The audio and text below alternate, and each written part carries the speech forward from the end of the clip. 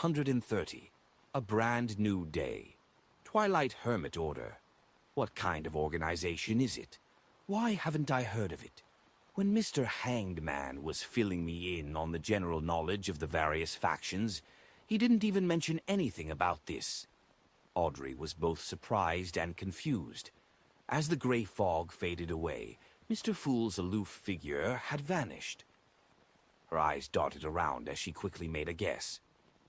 This organization, known as the Twilight Hermit Order, sounds even more powerful and mysterious than the other underground powers, such as the Aurora Order and the Life School of Thought. It's so unknown that even the knowledgeable and experienced Mr. Hanged Man, who's closely related to the Church of the Lord of Storms, doesn't know of its existence. And their plot was directed at a powerful noble of the kingdom, one of the most powerful people in the world. They might be the observers hidden in the deepest depths of the Beyonder world, the true controllers. They influence the situation of the northern and southern continents, so it's no wonder that they would be noticed by Mr. Fool. The last time Mr. Hanged Man successfully got his adorer to help wasn't because the promised reward was sufficiently high, but because Mr. Fool himself was targeting Twilight Hermit Order. This organization is as mysterious as our tarot club. Audrey, for some inexplicable reason, became a little excited, and this diluted the impact Duke Negan's assassination had on her. There definitely aren't a lot of Beyonders who know of the existence of the Twilight Hermit Order, and I'm one of them, and we, the Tarot Club, are targeting them. Audrey stood up and walked to the full-body mirror in front of her. Soused, she raised her chin slightly, showing an abnormally beautiful angle. Staring at the girl in the mirror, Audrey slowly calmed down. This was the first time she felt it was imperative that she quickly raised her sequence. Even Duke Negan, a Beyonder under tremendous amounts of protection, can be assassinated, let alone Father, who's just an ordinary person. Although based on the family vault's situation, there are definitely many Beyonders in the family, and the Church of the Goddess will also provide additional protection. However, this doesn't ease my heart. Duke Negan's guards aren't any weaker than what we have. All the best, Audrey. Get to Sequence 7 as soon as possible, then Sequence 6, and then hide in the darkness. I'll be my father, mother, and brother's last line of defense. The capital of the Rorstead Archipelago, the city of generosity. The Blue Avenger was once again passing by, moored at the port, giving sailors a chance to indulge and vent. Alger Wilson changed into a robe embroidered with storm patterns and went to the largest cathedral on the archipelago, the Cathedral of Waves. It was classical in style, and it mostly used stone pillars and arched structures, and it had a towering dome and 2 clock towers. In the early days of colonization, the pioneers often had no time to build a cathedral, which brought about very serious consequences for them. Surrounded by tribes, jungles, and ancient buildings, they would often die mysteriously in great numbers for no reason at all, even after they had conquered the region. This situation, which had caused a great panic, gradually deteriorated after the cathedrals of the various churches were built, becoming something that happened only once in a while. Standing in front of the cathedral, Alger was in no hurry to enter. Instead, he looked through the narrow windows at the dark and mysterious atmosphere, and the warm candlelight that illuminated the activity area. A few seconds later, he entered the grand prayer hall, clenched his right fist and struck his left chest. He turned to the bishop facing him and said, "May the storm be with you." "May the storm be with you," the bishop responded in the same way. Without waiting for Alger to speak, the bishop of the Cathedral of Waves took out a telegram. "You're just in time. The Council of Cardinals has issued orders. Read it before praying." "What orders?" Alger asked casually as he reached out to take it. The bishop's expression was grave as he said, Duke Negan has been assassinated. The Council of Cardinals has ordered all mandated Punisher and priests to pay attention to anything regarding the hero bandit Dark Emperor, as well as all the matters related to the tarot ritual. Hero bandit Dark Emperor? Alger perfectly expressed his surprise. He already knew that the Dark Emperor was Mr. Fool's adorer. The bishop said with a serious nod, "The assassin of Duke Negan is a Sequence 5 devil, but while escaping, he was killed by hero bandit Dark Emperor. This is the same outcome as Rear Admiral Kilangos, who failed to assassinate the Duke. Not only are the superficial circumstances the same, but even the core issues are the same. It was also Mr. Fool's adorer who killed Kilangos, another adorer. Was Mr. Fool the one who really wanted Duke Negan dead? No, if it were really him, then he would have warned Kilangos the last time to be careful of Miss Justice, so as to not expose his identity on the spot. Mr. Fool is paying attention to the truth behind the assassination and the real murderer. Who could it be, or which organization would receive so much attention from Mr. Fool? Alger instantly thought of many things and made a preliminary judgment. He looked down at the telegram and saw that the church had set up a special investigation team for the assassination of Duke Negan. Every member was an elite of the mandated Punishers. Should I apply to join so as to have a grasp of their actions at any time? Alger hesitated for a moment. In the end, he decided to follow his original plan and keep a low profile. With a brand new day, Klein slept until he woke up naturally. He slowly got up, washed his face, and went downstairs. He wasn't in a hurry to prepare breakfast. Instead, he habitually opened the door, bathed in the fog, and took out today's newspaper from the letterbox. Oh, what is it? Suddenly, he noticed that there was a thick envelope stuffed inside the newspaper. It wasn't light at all. Squeezing the surface, Klein's mind flashed with the faint fragrance of banknote ink. His spiritual intuition told him that there was a lot of cash inside. Carefully, he opened it and pulled out the stack of money. After counting the money, he confirmed that there was a total of £1,000.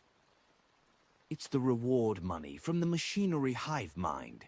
Is this their way of secretly handing me the money?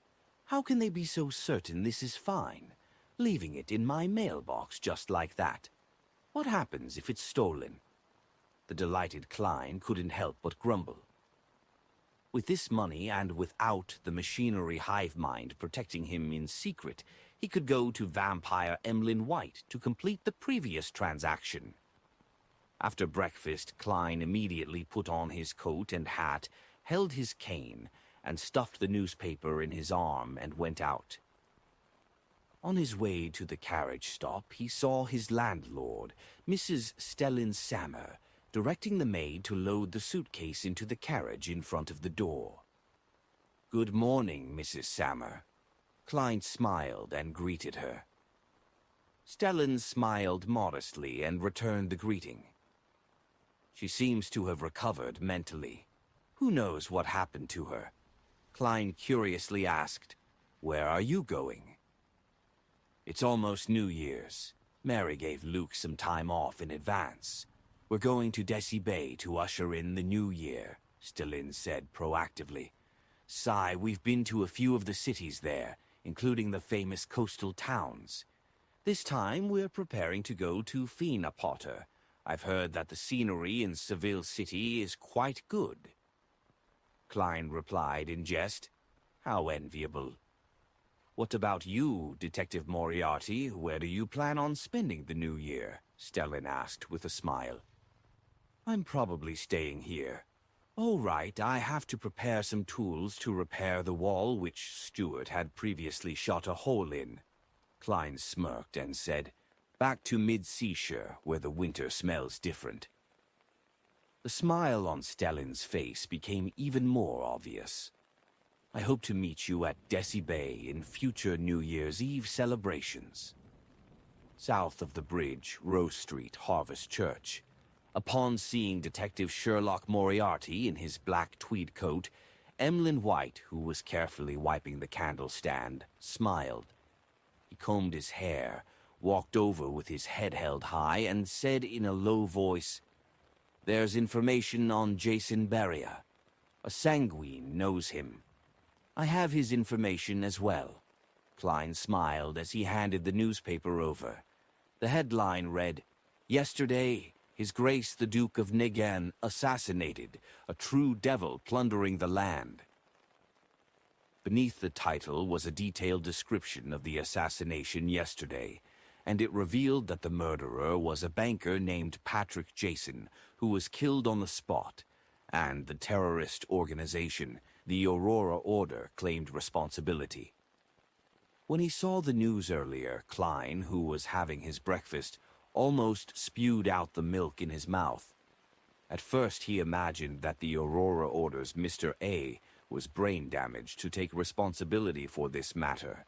However, after thinking about it carefully, he felt that it was most likely a cover used by the officials. If the Twilight Hermit Order is really the ancient organization which Emperor Roselle joined, then they would be extremely hostile towards the Aurora Order. After all, they hate the true creator. This thought suddenly flashed through Klein's mind. Emlyn looked blankly at the newspaper again and again before asking in disbelief, "Does this mean the information I got is useless?"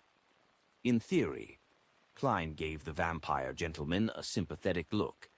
However, the official organizations are still investigating the masterminds behind Jason Barrier.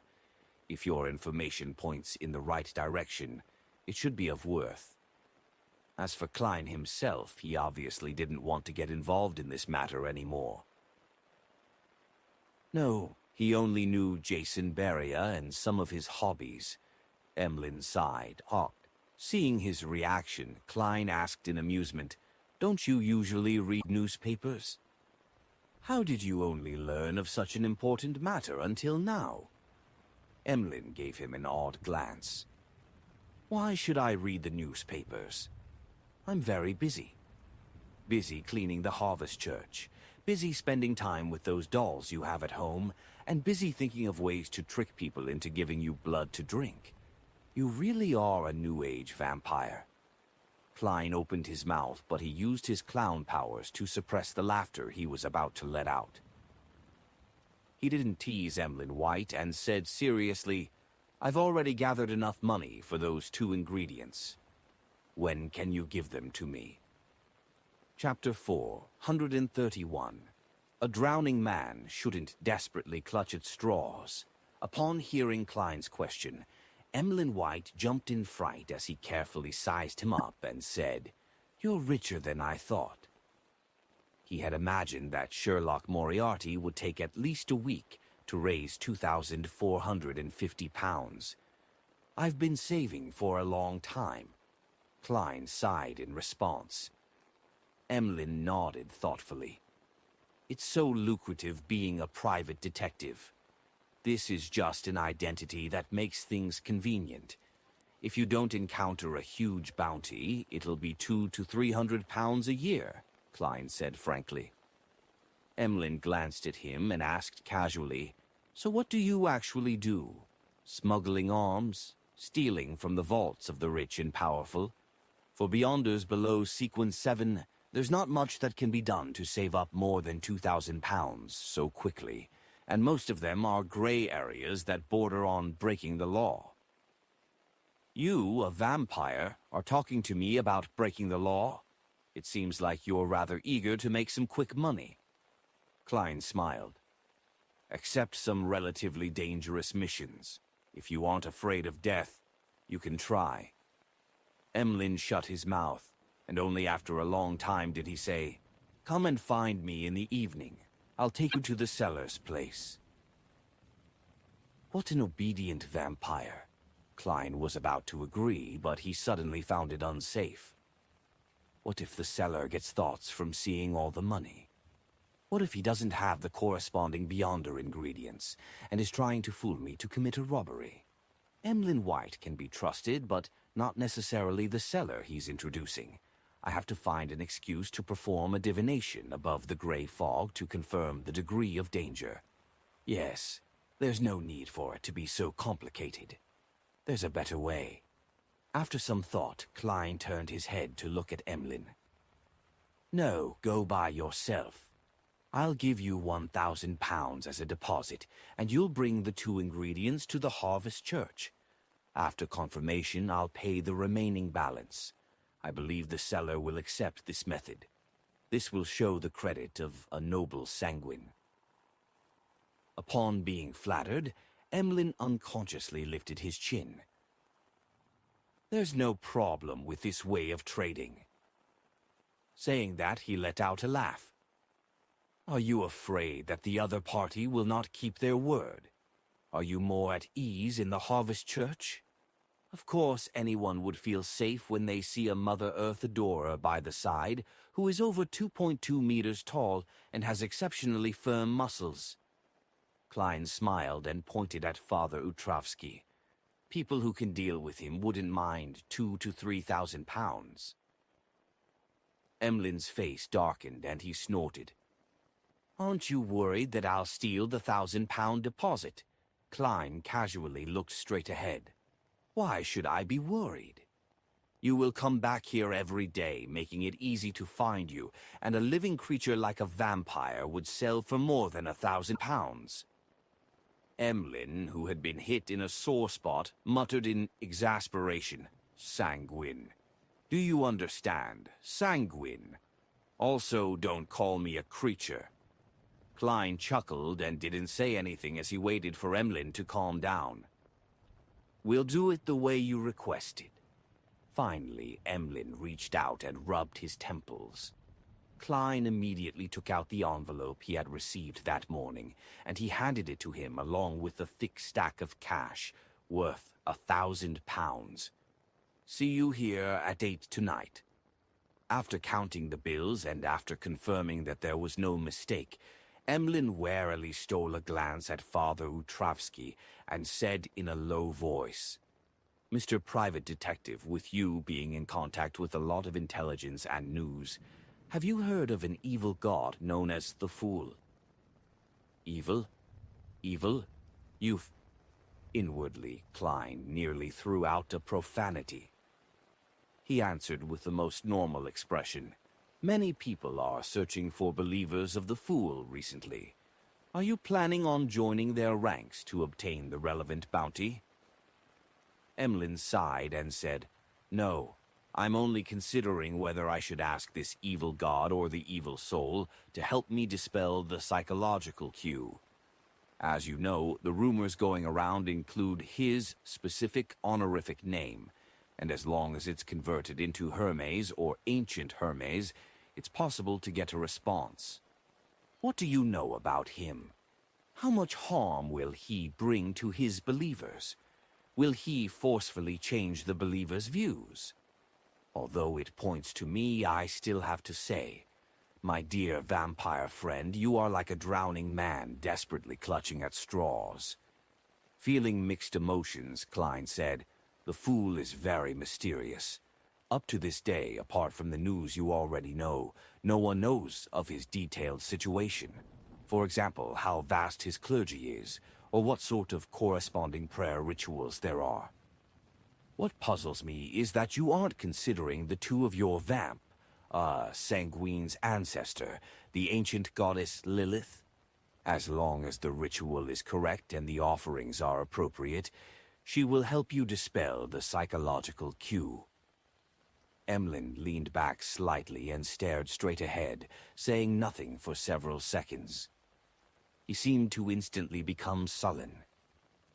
After a brief moment of silence, he said in a low voice, Before the cataclysm, the ancestor had already rarely responded to prayers. Only certain special circumstances allowed us to get her help. This does not include the removal of a psychological cue. In the legends of the City of Silver, the ancient goddess Lilith, who represented the moon, had already had her authority taken back by the awakened creator, or perhaps she had fallen in some battle among the gods earlier on. Then, who is the one occasionally responding to the Sanguine's pleas? The primordial moon? Klein deliberately pressed. Then there's still the primordial moon to pray to. Many underground beyonders have rituals that borrow his power. This is mainly referring to the Shaman King and the corresponding biological creatures, Klein added inwardly. Emlin's lips quivered, but he didn't speak as there was an indescribable fear on his face. After a long time, he solemnly said, I suspect that the primordial moon was impersonated by some evil god or a high-level devil. People who pray to him mostly experience change, turning cruel, crazy, and even filled with desire. And the remaining ones, with the Sanguine mainly, there is a higher chance of them losing control and becoming true monsters. There was once a powerful Sanguine that tried to pray due to some danger, but she ended up turning into nothing but a hunk of meat that only knows to mate and reproduce. She, together with bulls, rams, stallions, mice, and even plants and rocks, gave birth to one strange descendant after another. Each one of them developed their own monster species. Thankfully, she was quickly eliminated along with her descendants. The primordial moon, is that dangerous? There was no mention of it in the Book of Secrets. Had Shaman King Klarman's thoughts been corrupted? Fortunately, I only referenced, modified, and prayed to myself. Klein's heart raced in fright as a result of Emlyn White's description. This made him acutely realize that the hidden existences other than the 7 deities were indeed not that trustworthy. Except me, he sighed. At that moment, Emlyn smiled bitterly and said, if the negative effects brought by the fool isn't that great, praying to him might be something to consider. The only effect is that you will pay a certain amount of money for it. In order to maintain his image, Klein could only pat Emlyn on the shoulder and draw a triangular sacred emblem on his chest. It's very dangerous to pray to a hidden existence that you don't know about. If you're considering that, you might as well choose a faith out of the 7 deities you prefer. They won't affect your daily life and won't make you abandon your dolls. If there's really no other way. Emlyn suddenly found himself calmer than he had expected. Klein didn't linger on. He pushed his way out into the aisle and walked out of the Harvest Church. Looking out at the misty sky, he began to think about what to do next. There was no doubt that his current focus was on saving money and finding the ingredients. Little Sunside needs to stabilize a little more. To prevent him from being suspected again, I'll use the method of ridding a rampager's mental corruption as the promised payment. The deep-sea Naga's hair can be entrusted to Mr. Hanged Man. I'll have to rely on myself for the human skin shadows characteristic. There hasn't been any relevant information from Emlyn White and Eye of Wisdom, Mr. Stanton, for over a month. I'll have to try different channels. Yes, it's been quite long. It's likely that the high-sequence beyonder of the Rose School of Thought isn't monitoring the Bravehearts bar that closely. I'll go visit it in the evening and see if I can contact Miss Sharon and Marek. Klein quickly had an idea. In order to go to Bravehearts bar, he had to first go to East Borough and change his workers' clothes in the 1-bedroom apartment he also rented on Black Palm Street. As he thought of this, he walked towards the carriage stop on the opposite side of the road. West Borough, inside Grim Cemetery. Force Wall, who was dressed in a black veiled hat, quietly walked beside Dorian Gray, a member of the Abraham family. She had accompanied him to place flowers on Lawrence, Aulisa, and company's graves. While walking silently, her thoughts were completely focused on the beyonder ingredient, the Spirit Eater's stomach pouch. She knew that she had already digested the apprentice potion, and as long as she could get the Spirit Eater's stomach pouch, she would become a trick master. However, she ultimately lacked the clues related to it, and the son, that she had the most expectations at being able to help her, didn't dare to hold a ritual or invite friends to hunt spirit eaters because of what had happened before. In order to advance as quickly as possible and escape the curse of the full moon, she had even asked Mr. Fool for help, hoping that his adorers could help her find the ingredients. In the process, she revealed that she had published her new book and was about to receive a fixed fee for the book in order to prove that she had sufficient power to purchase it. She didn't fear that her real identity would be known by Mr. Fool, because she believed that Mr. Fool clearly knew it. In the secluded, quiet, and cold environment, Force and Dorian stopped at Lawrence's grave, looking at the photo taken after his death and reading the epitaph. "He's a good teacher." Dorian Gray remained silent for a long time before sighing. "How ironic." "Why?" Force asked in surprise. She had heard Lawrence mention that he was a public school teacher in Constant City, mid-seashore, and that was why she had used such an epitaph. "This has nothing to do with you, it has to do with our family." Dorian gave a self-deprecating laugh and bent down to put down the flowers. After straightening his body, he looked straight ahead and suddenly spoke out, "Force, do you want to become a Beyonder? The kind I described in my letter." Chapter 432, Contracted Creatures. Dorian Gray's question didn't surprise Force at all. She had been prepared after keeping in contact with him for the past month, and she had even asked the experienced Mr. Hanged Man at the Tarot Club to decide what kind of expression and reaction she should use when faced with the question. "Are there really such Beyonders?" Force asked in surprise. Dorian gently nodded. "Yes." He looked around to make sure that there was no one around, then who walked up to a tree with fallen leaves and pressed his hand on it. Dorian's figure suddenly blurred as if turning into a reflection in the water. When it was clear, he had already appeared behind the tree, his posture unchanging. "Oh God, that's really, really amazing." Remembering the teachings of Mr. Hanged Man and Miss Justice, her mouth opened in a semicircle as she exclaimed. Dorian walked back, smiled, and asked, "Do you want to become such a Beyonder?" Force fell silent for a moment before she answered him, excitedly, "Yes." Now that she was finally going to be a periphery member of the Abraham family, many things would be much easier for her in the future. Her heart was filled with genuine joy. Dorian laughed before turning his expression grave, asking in all seriousness, "Are you willing to be my student?" Force nodded. "Yes." Dorian let out a sigh of relief and then made a self-deprecating comment. "I'm not a good teacher. I even taught hey, there's no need to mention the past anymore. In short, don't hold too high of an expectation." After considering it over this period of time, he had decided to learn from his previous experiences and lessons.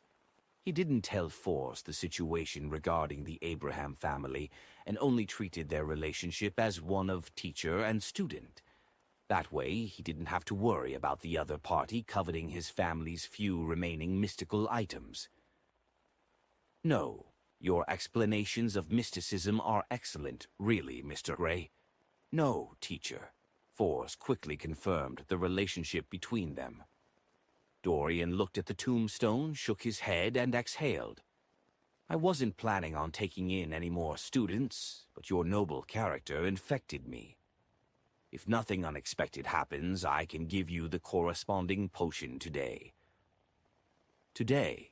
Force asked, surprised. Back when she went to Backlund Station to pick up Dorian Gray, she noticed that he was carrying only a very small suitcase, barely enough for a change of clothes. There was no evidence that he had any Beyonder ingredients on him. "Does he have his own resources and channels in Backlund, ones that belong to the Abraham family?" Force made a vague guess.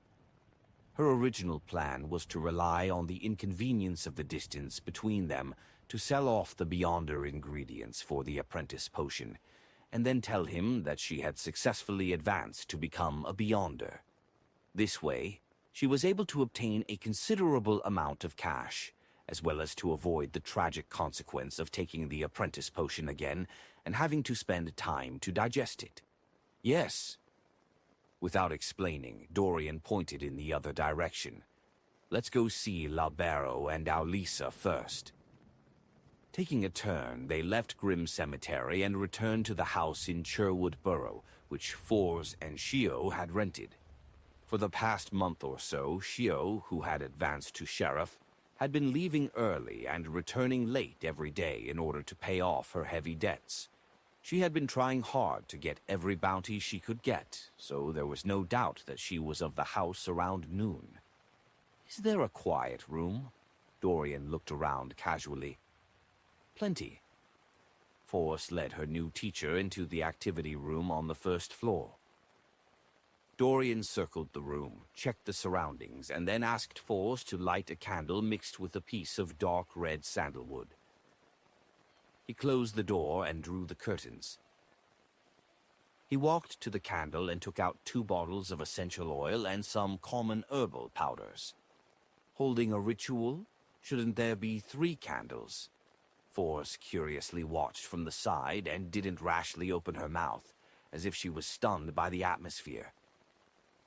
After finishing the first part of the ritual, Dorian took a step back and, with a serious expression, switched to the language of ancient Hermes. I summon in my name, special spirit, bodies roaming the upper realms, the void creature that loves music, Dorian Gray Abraham's contract companion. Whoosh! There was a sudden gust of wind in the activity room, and with a sobbing voice, the flickering candle flames were tinged with a deep blue hue. The rings of light quickly spread out, forming a door that was beyond the concept of normality. A ball of semi-illusory and half-corporeal objects flew out from the bottom of the circle of light. Its entire body was colored a milky white. There were no eyes, nose, arms, or legs around it. Only an opening which resembled a mouth cracked open over its surface. Dorian grinned, opened his mouth, and began to hum a gentle folk lullaby. The ball swayed left and right, appearing extremely satisfied. After he finished humming, Dorian extended his hand. Malmeth, give me the items that I deposited with you the day before yesterday. The ball jumped up and down as its body suddenly swelled, while it opened its mouth extremely wide. Then it spat out 2 Beyonder ingredients, which had strange lusters to them. To think that can be done. Force stared in surprise. Dorian caught the apprentice potion's main ingredients, cancelled the summoning, and ended the ritual. He turned his head and smiled at Force. Even in the spirit world, void creatures like Malmeth are extremely rare. Under normal circumstances, summoning rituals will not point to them. An elder of a sufficiently high sequence must enter the spirit world and, after a long period of searching, make a contract with one of them. That way it will allow subsequent descendants to complete a summoning ritual with their corresponding name. After the void creature arrives, a new contract can be made, making them closely connected to oneself and no longer summonable by others. So that's how it is. That sounds interesting, Force said from the bottom of her heart. She couldn't help but look forward to the future. If I don't consider the curse of the full moon, or how ordinary Beyonders are being suppressed and constantly facing danger, exploring this wonderful world would be the most delightful thing. I hope that one day I can truly roam the spirit world, Dorian responded with a chuckle. Malmeth's greatest ability is to swallow many items into its belly without causing them any harm. It's the equivalent of a mobile, hidden warehouse that almost no one can find. Of course, it can't store too much as its stomach has limited space.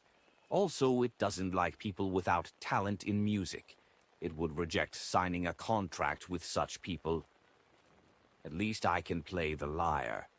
Just as Force breathed a sigh of relief, Dorian instructed her to get him a black stew pot. Realizing that he was about to concoct the potion right there and then, she maintained her expression, but her heart was frantically praying for an accident. I don't want to drink the apprentice potion again. That would waste a lot of time. If I had known that this would happen, then I would have been more honest. It's too late to tell the truth. Teacher Gray must have tried a divination attempt, but the outcome suffered interference. Confessing now would mean that there's a powerful person backing me or instigating me. In the midst of her thoughts, she saw Dorian turn around and hand her a bottle of the bubbling potion. "Drink it, and you'll become a Beyonder," Dorian said in a flat but very seductive tone. Then he reassured her. "Don't worry. There won't be any problems with me here." "Okay." Force gritted her teeth, received the apprentice potion, and drank it, all in one gulp. At the same time, a thought flashed in her mind. Honesty is the best policy. The carriage stopped outside East Borough, and Klein, walking with a cane and a hat, entered the spacious slum in a relatively decent neighborhood. As he walked forward, he saw two familiar figures emerge from the relatively clean apartment in front of him. They were girls, one 17 or 18 years old, the other 15 or 16 years old, daughters of the laundry maid, Liv, Freya, and Daisy. The latter had once been kidnapped by Capum and was rescued by the Dark Emperor. Daisy also spotted Klein and smiled brightly. "Good afternoon, Detective Moriarty." Klein smiled and nodded before asking in puzzlement, "Daisy, don't you have public elementary school to attend?" At the behest of reporters like Mike Joseph and the push by the Church of the Evernight Goddess, the Backlund government established a charity fund with Capim's estate, specifically to help women and families who had been hurt by Capim. Daisy's family took advantage of the opportunity to move from a shabby apartment in an environment with poor security to the outskirts of East Borough. They moved from one room to two, separating the laundry area from the place where they ate and slept.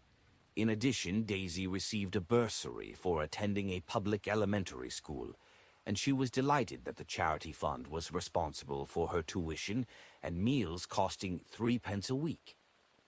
What puzzled Klein was that the public elementary school only had breaks on Sundays, so Daisy wasn't supposed to be here at this time.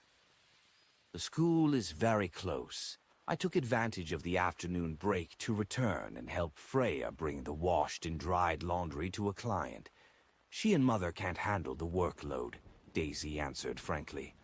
The immediate effect of her going to school was that the amount of laundry which Liv and Freya could do every day decreased, obviously lowering their family income. If it wasn't for Mike's help applying for a grant from the charity, then they wouldn't be able to maintain their present lives. Therefore, there was no doubt that Freya wouldn't be able to enter a public elementary school, and when Daisy and Klein talked about it, her eyes were filled with unconcealed envy and pain. Despite not even being 18 years old yet, all she could do was silently watch her sister attend school. Klein noticed that detail and deliberately reminded Daisy, "You really should know that your mother and Freya are having a hard time. Treat them well." Daisy nodded seriously and said, "I've thought about it. When things settle down, I'll teach Freya what I learned during the day, at night, and on Sundays. I'll be her only tutor." Freya's eyes suddenly blinked, and she couldn't help lowering her head. "Good. Very good," Klein praised her, before bidding them farewell in a good mood, and he turned to another street. He went to Black Palm Street to change out of his worker clothes, and just after he left the apartment where he was renting a room from, he saw an old middle-aged man walk over. He asked with a kind face, Sir, have you heard of the original creator? Chapter 433, Intelligence Peddler. The original creator. Klein was stunned for a moment, and then he immediately thought of the intelligence that Old Kohler had previously given him.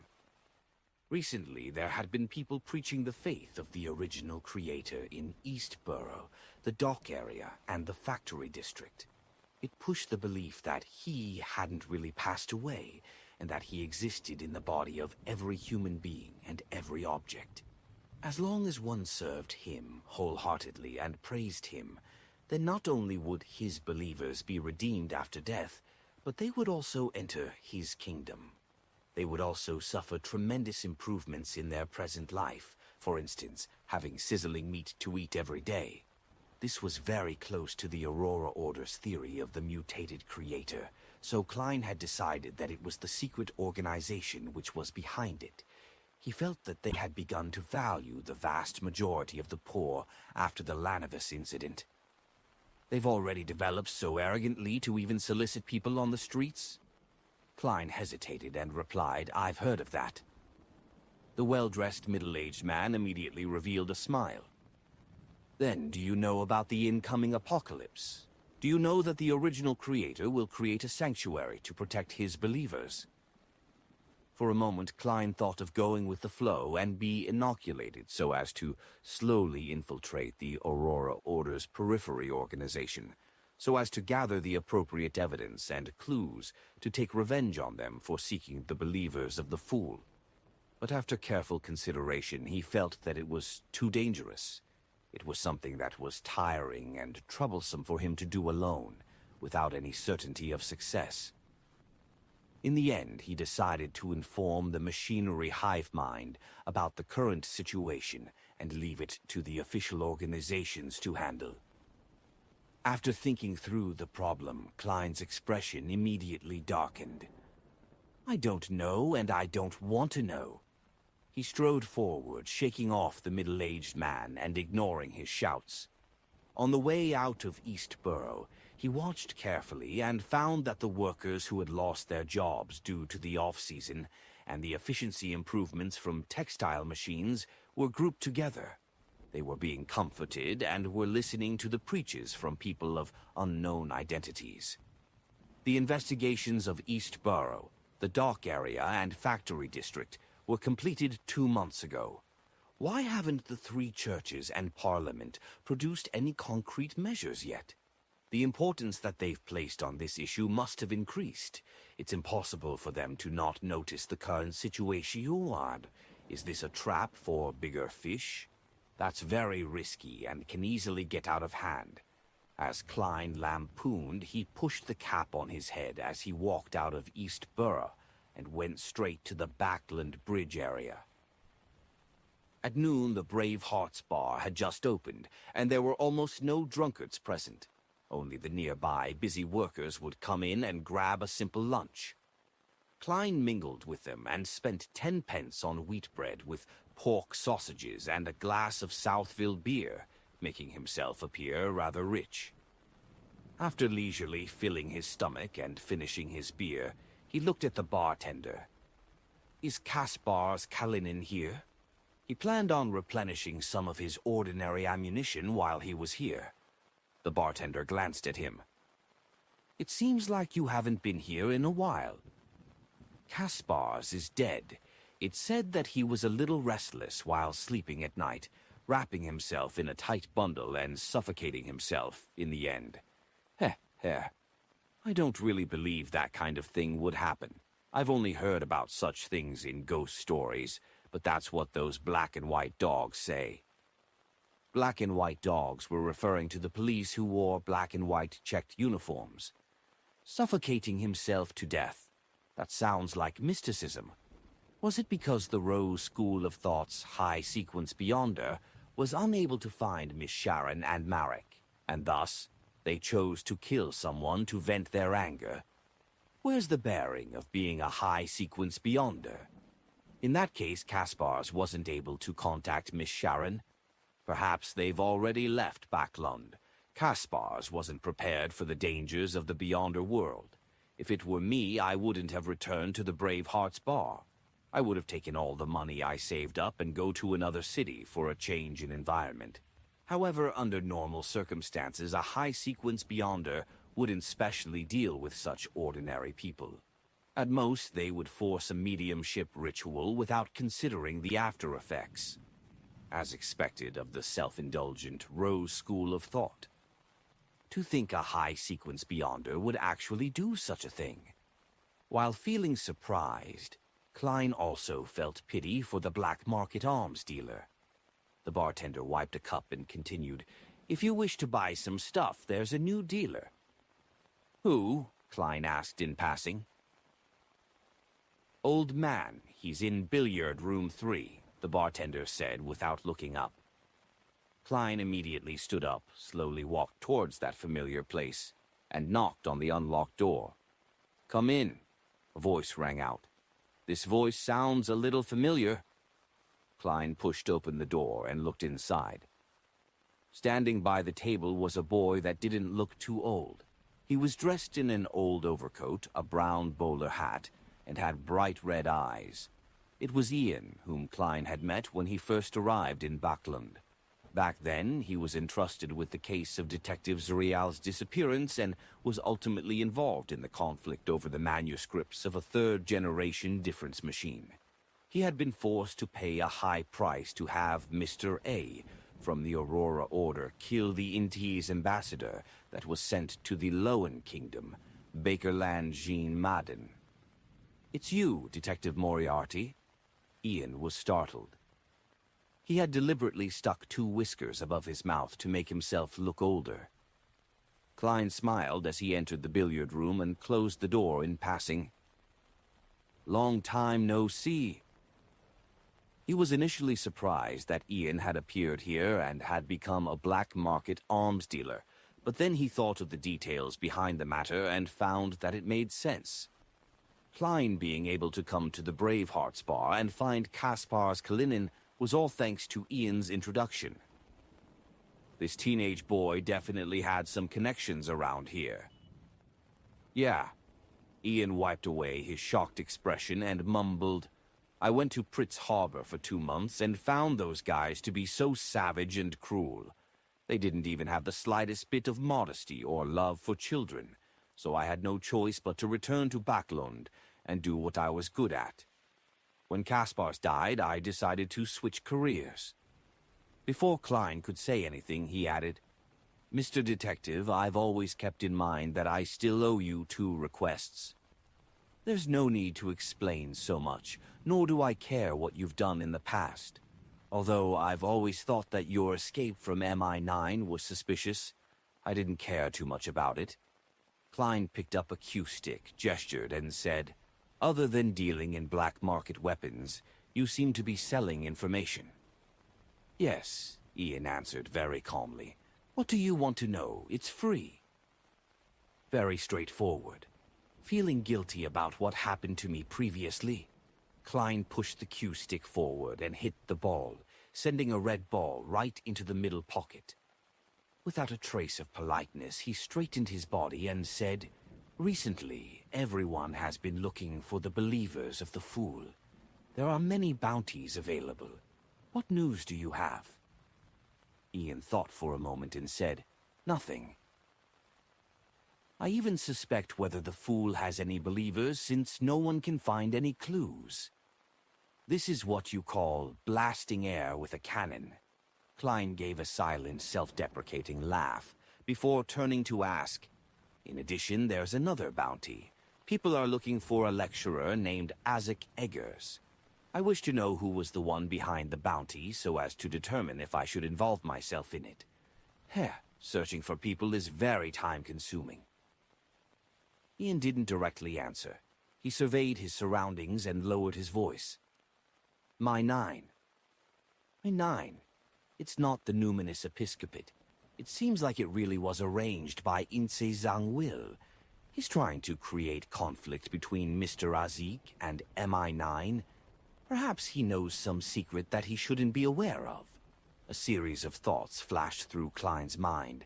Finally, he smiled and said, Looks like I don't have to worry about the bounty being false, but I'm afraid that the circumstances as to why Azik Eggers is being pursued by MI9 is because he knows some secret. That being the case, the day I obtain the bounty might be the last day of my life. Ian spread his hands. I'm not sure about that, but you can provide only clues. Good suggestion. Without asking any more questions, Klein spent 5 solly, replenished some of his ordinary ammunition, and left the Braveheart's bar. He got on the rental carriage and looked out the window at the gloomy weather. Suddenly he felt a little wistful. Kaspar's Kalinin is dead, which also means that Miss Sharon and Marish will give up this base. With me only being able to contact them unilaterally, it'll be hard to find them.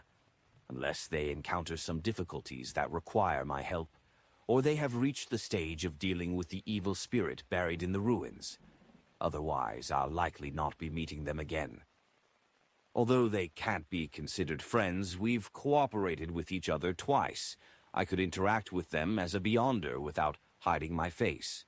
Now, there are 2 fewer people of such people. Oh, if it wasn't for the Desire Apostle, I would only have an oddity like the vampire, Emlyn White, who I can talk about mysticism with without any disguises. Thankfully, as he was sighing silently, an ethereal voice suddenly sounded in his ears. "Oi, is there something?" Klein instantly shuddered, and only when he saw who was sitting in front of him did he heave a sigh of relief. He laughed in exasperation and said, "Miss Sharon, do you always appear all of a sudden like this?" Dressed in a gothic regal dress and a matching soft black hat, Sharon was sitting quietly on the other side of the carriage, her face as pale as ever. "I'll knock on the window next time." Sharon nodded without emotion. She didn't repeat the question, but she looked quietly at Klein in a reserved manner. Knocking on the window all of a sudden? That's equally scary. Klein was in no hurry to mention the matter about the human-skinned shadow, and instead he asked, "Has the high sequence Beyonder left?" "Yes," Sharon said tersely. Klein was slightly relieved as he warned her. It could also be a trap. As he said this, he remembered something and quickly added, "I've finished reading the Book of Secrets, and I've obtained the corresponding information from other sources that praying to the primordial moon is prone to problems. It's best not to try." "All right?" Sharon didn't ask why. She paused for a second and said in an ethereal voice, "The primordial moon and the chained god seem to be arch-enemies. Because they can switch sequences? Or could there be other reasons?" Klein thought as he directed the conversation to what really mattered. "Miss Sharon, do you know of any places with the characteristic of a human-skinned shadow?" Like a puppet, Sharon listened quietly before nodding her head. "Yes. Chapter 434, Tomb and Bounty." "She knows?" Klein was overjoyed and quickly asked, "Where?" In his heart, he was already prepared to pay the consultation fee. Sharon sat there without moving and said, like a talking doll, "In one of the gatherings that Marek participated in, someone once discovered the tomb of an ancient noble. They explored the periphery but didn't dare to venture deep, but there were traces of human-skinned shadow activity. They hoped to recruit a team strong enough to completely explore the tomb and split the valuables equally. To seek help in a gathering of Beyonders who are not familiar with each other, how can all parties guarantee each other's credibility? What if there's no tomb at all, and it's just a trap?" Klein quickly thought and asked in response, "Did they succeed?" "Yes," Sharon answered simply. Klein temporarily didn't pursue the details. He suppressed his voice to avoid being overheard by the carriage driver. "And then, after that, they never appeared again," Sharon calmly recounted. "One of the members was a friend of Maritis, and he disappeared completely after that matter. Without waiting for Klein to ask, she continued to speak with her ethereal voice. Marek found some of his friends' belongings. I used the method of divination to track them down to Whitecliff Town, and I found a hidden entrance to the tomb at the river bend of the Stratford River. Marek's friend was inside, but he was already dead. "You went in," Klein blurted out. "No, I determined it using another method," Sharon explained. "That tomb gave me a sense of great danger. I didn't try to explore it." At this point, she looked at Klein with her blue eyes. "Without the help of a Sequence 4 Beyonder or a sealed artifact of a corresponding level, it would be best not to venture deep into that tomb. Even you find it very dangerous. I don't need to go above the gray fog to divine it, to know how terrifying it is." Klein looked down at the floor of the carriage and thought for a few seconds. "Do you know which ancient noble's tomb it belongs to?" Sharon did not pause in her reply. "His last name is Amon. Amon, a member of the family of that Amon who had possessed Little Sun's body and almost sneaked into the mysterious space above the gray fog." Klein used his ability as a clown to control the slight twitch of his eyelids. He asked in puzzlement, "Are you sure?" At this moment a figure appeared in his mind, a black classic robe, a matching pointed hat, a broad forehead, a thin face, black eyes, black hair, and a crystal monocle. Sharon's pale blonde hair shone through the mist like an oil painting drawn by a master, and she said in her usual flat tone, "According to the items obtained from the initial exploration, a member of the gathering who specializes in ancient history determined that the owner of the tomb came from the Tudor dynasty of the Fourth Epoch. The family name is Amon. It really is the blasphemer family of the Fourth Epoch. This family isn't cursed like the Abraham family, nor was it destroyed directly by the church of a certain goddess like the Antigonus family. According to the special and powerful performance Amon showed in the City of Silver, the situation of this family might be comparable to that of Zarathul's. They were all secretly passed down, with the presence of high Sequence Beyonders among their ranks, perhaps even with powerful angels. They protect certain crucial secrets, such as the coordinates of the forsaken land of the gods. The danger of a tomb left behind by such a family can be imagined. Perhaps Amon can borrow the power of certain changes to cast his gaze over from the distant forsaken land of the gods. I can't use the perspective of a lower mid-sequence Beyonder to deduce the terror of a demigod." Klein didn't ponder for long before denying the possibility of exploring the tomb of the Amon family. Slightly disappointed, he looked up at Sharon. "Is that place the only place with a human-skinned shadow?" Sharon shook her head. "No." "Oh." Klein's eyes lit up, and he assumed a listening posture. Sharon said, her voice unchanged, "I've participated in a gathering. A Beyonder promised that as long as someone completes a mission given by her, she would satisfy any reasonable request. When it comes to ingredients, it is limited to those below that of high sequence Beyonder ingredients. In other words, she can give any Beyonder ingredient below that of high sequence Beyonders." The first thought that came to Klein's mind was, is she bragging? Even for the Church of the Evernight Goddess, only the Holy Cathedral, or in other words, the Cathedral of Serenity, would possess such a possibility. Many of these ingredients weren't commonly needed, because they weren't needed at all. Upon hearing Klein's question, Sharon calmly replied, "She's a high-sequence Beyonder." High-sequence Beyonder? No wonder. That would be on the level of the high-ranking members of the churches or secret organizations.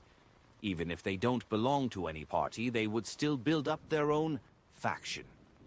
However, the promise of any type of Beyonder ingredient below a high-sequence potion definitely can't be completely met. Klein momentarily had such a thought. Sharon simply added, "She said that certain ingredients would require a certain period of time." "That's more like it," Klein asked with interest. "What mission did she give?" Sharon sat up straight and dignified. "Investigate Hero Bandit Dark Emperor's true identity." Klein believed that if he had been drinking water at that moment, then he wouldn't have been able to control himself, and that he would have sprayed it across from him. Who did I offend? Why am I the target of a high-sequence beyonder? He first lamented in Chinese, then he quickly analyzed the possible parties. Members of the Twilight Hermit Order. Because the Hero Bandit Dark Emperor had killed the Desire Apostle Barrier. Members of the Aurora Order. They drew links to the Fool from the tarot cards I left during the Capum incident, and they decided to investigate the Hero Bandit Dark Emperor. Members of the three churches and MI9. Just to find out the truth about the Capum affair. Every one of them is possible, and none of them can be ruled out. Klein didn't show any abnormalities as he deliberated and asked, "Why is she investigating the true identity of the Hero Bandit Dark Emperor?" "No one knows," Sharon replied in the simplest of terms. Klein thought for 2 seconds and said after organizing his words, "What kind of person is she?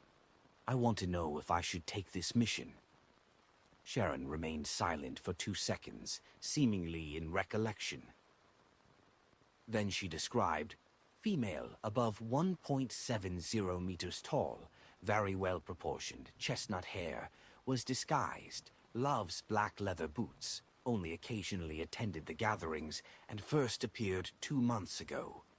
Loves wearing black leather boots, female, high-sequence beyonder.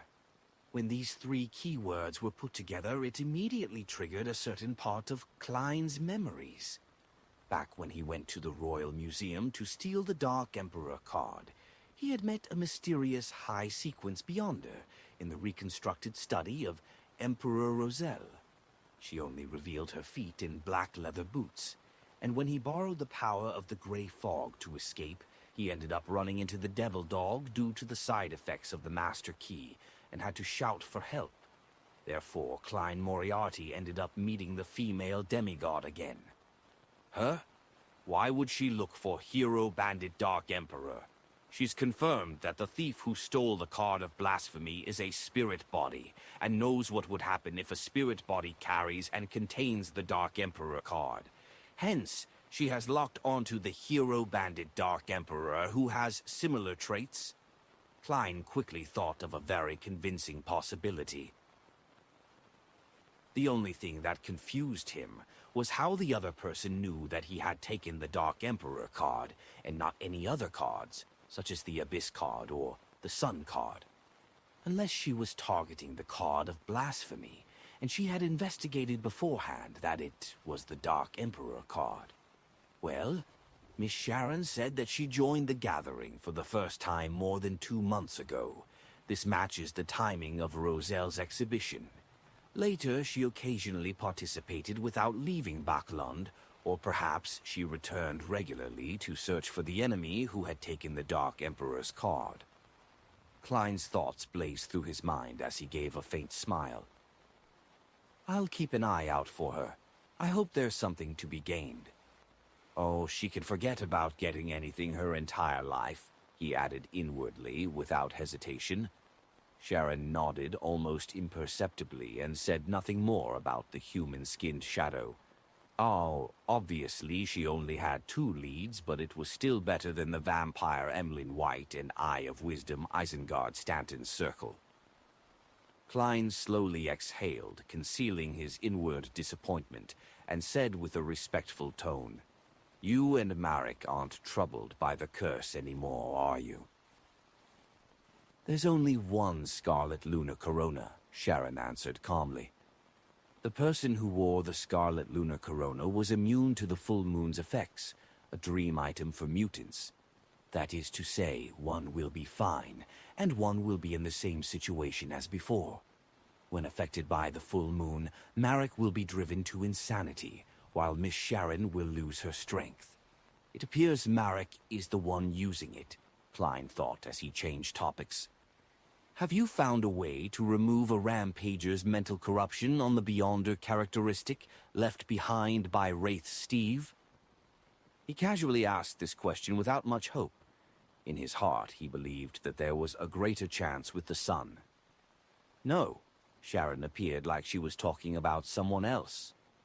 Perhaps I will sell you this method in the future and hope that you have saved up your gold pounds, Klein tersely acknowledged and was suddenly unsure of how to continue the conversation. He paused for a few seconds before asking, "Where is White Cliff Town?" "Backlund suburbs, south of the bridge," Sharon answered succinctly. She looked into Klein's eyes again. "Nothing else?" "Nothing."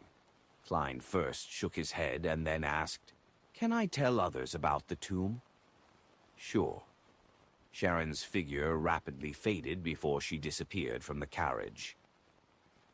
Perhaps it was to conceal herself, as she never had the habit of using perfume, thus leaving behind an empty environment once more.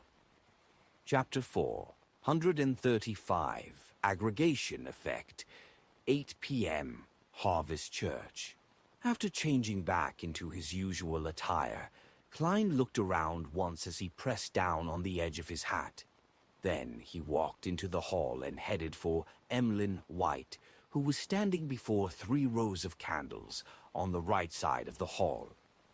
At the vampire's feet was a black suitcase. Its surface was seemingly covered with a layer of a wall of spirituality. Upon sensing Detective Sherlock Moriarty coming in, Emlyn was first pleased before revealing an alarmed look.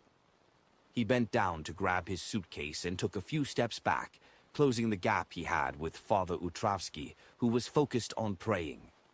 "Are you afraid that I'll rob you of the Beyonder ingredients?" Klein stopped 3 meters away, then he smiled and said, "Let me first verify if it's the 2 ingredients I need." Emlyn White ran his hand through his hair, lifted the leather case to his chest and undid the buckle. The wall of spirituality shattered as a result, turning into a light breeze that blew through the prayer hall. Klein, who had long activated his spirit vision, immediately saw bursts of strange and dazzling light. It was the spiritual radiance released by many Beyonder characteristics. There were 2 small boxes inside the suitcase. One was made of tin and had many patterns on it. It looked Spartan and heavy. The other was only a cardboard box. Holding the black leather suitcase in one hand, Emlyn opened the slightly tarnished silver-colored tin case. The item inside looked like a yellowish-brown peeled walnut with the grooves and ridges of a brain. Along with the flickering of the candle flame, its appearance constantly changed. Sometimes it would turn gray and appear wrinkled. At other times it would turn dark brown and extremely smooth. The colors would interweave, outlining a featureless face. At the sight of it, Klein felt the power of the potion, which he had completely digested and assimilated, stir a little, like a magnet encountering an opposite pole. He was able to control his body with his clown powers as he suppressed the feeling of attraction. He knew deep down that the item was a genuine mutated pituitary gland of a 1,000-faced hunter. It seems like what Emperor Roselle speculated in his diary is possible, that high-sequence items of the same pathway would unconsciously draw low-on mid-sequence Beyonders to them, with a tendency to draw them together. Although the 1,000-faced hunter's mutated pituitary gland is still very far from a high sequence, and doesn't have that kind of special force of attraction, it contains enough Beyonder characteristics. Moreover, I've digested the Sequence 7 potion. When the person and ingredients are sufficiently close, such a phenomenon will appear. I didn't notice it before because, firstly, the corresponding Beyonder ingredients are of low quality, and secondly, my own strength is lacking, and I wasn't of a high enough sequence. Right. Every time I digested the potion, an illusory starry sky would appear around me. There were many resplendent lights within, and they would pull one another in an attempt to converge. This might be a scene of the law of convergence of beyonder characteristics of the same pathway, and the greater the quality, the stronger the pull. Then will beyonder characteristics of similar pathways conform to this law. Klein's expression didn't change as he recalled the records in Roselle's diary, and combined with his 3 experiences of digesting potions, he was able to determine the existence of a certain law. Emlyn White glanced at him warily, quickly closed the tin box and opened the paper box next to it. The paper box was padded with thick cotton, and in the center of the box was a glass bottle that could hold 200 milliliters of liquid. The bottle was half empty, while the rest of it was filled with a viscous liquid that could change its color based on the change of light. Any other problems? Emlyn closed the paper box. Let me confirm once more. Klein took out a gold coin and let it spin between his fingers as though it had a life of its own. Ding! The gold coin bounced up and fell down again, landing in Klein's palm. It was heads, indicating a positive response. Klein nodded slightly and took out stacks after stacks of notes from various pockets. They were in 10-pound, 5-pound, and 1-pound denominations. 1,450 pounds. Klein placed the pile of cash on a nearby piece of furniture. Retreat a few steps, no, 5 steps, Emlyn called out cautiously. Klein smiled, raised his hands, and took 5 steps back. Emlyn cautiously moved closer, checking to see if there was any blank paper in the stack of cash. After doing a slight count, he threw the leather suitcase in his hand towards Klein. Klein was startled, and with his agile moves, he accurately caught the suitcase. He was afraid that the blood of the 1,000-faced hunter would seep out after the bottle shattered. And Emlyn White took the opportunity to collect the bills and quickly retreated to the side of Father Utravsky. Only then did he heave a sigh of relief and seriously checked the amount and their authenticity. At the sight, Klein recalled the scene and suddenly felt ashamed. He and Emlyn had made a perfectly fine Church of Mother Earth Cathedral look like the scene of an arms or drugs trade. After confirming the condition of the 2 ingredients, Klein snapped his fingers, igniting a match he had specially separated in his clothes and allowed the soaring red flames to envelop his body. When the flames descended back down, he had already disappeared. As he often met Emlyn White at the Harvest Church, he didn't mind if Father Utravsky found out that he was a beyonder who had helped him eliminate his dark personality.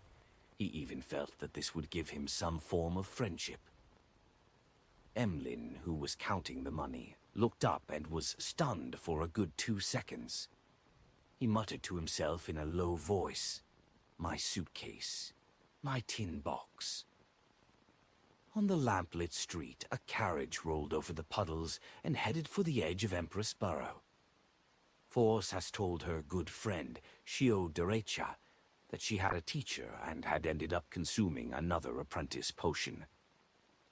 After confirming that she didn't have any signs of losing control, Shio looked outside the window at the gas lamps, which weren't much taller than she was, and asked in puzzlement, "I've always wondered why they're preserved as ingredients and not as a potion. Your teacher could have concocted the potion beforehand and brought them here, so there was no need for him to do it on the spot." Force gave a faint smile and said, "I've asked him about this before. He said that there are 2 main reasons. One is that different beyonder ingredients have different uses, and when they're made into a potion, they cannot be used flexibly. The second is that when the beyonder characteristics are solidified, they can be kept forever, but after it becomes a potion, that won't be the case unless one uses a special isolation technique." "Why?" Shio asked in surprise. "This isn't an ordinary type of medicine or beyonder weapon. in which its spirituality will continue to dissipate and weaken. Force wasn't in the mood to laugh, but she had no choice but to maintain her smile.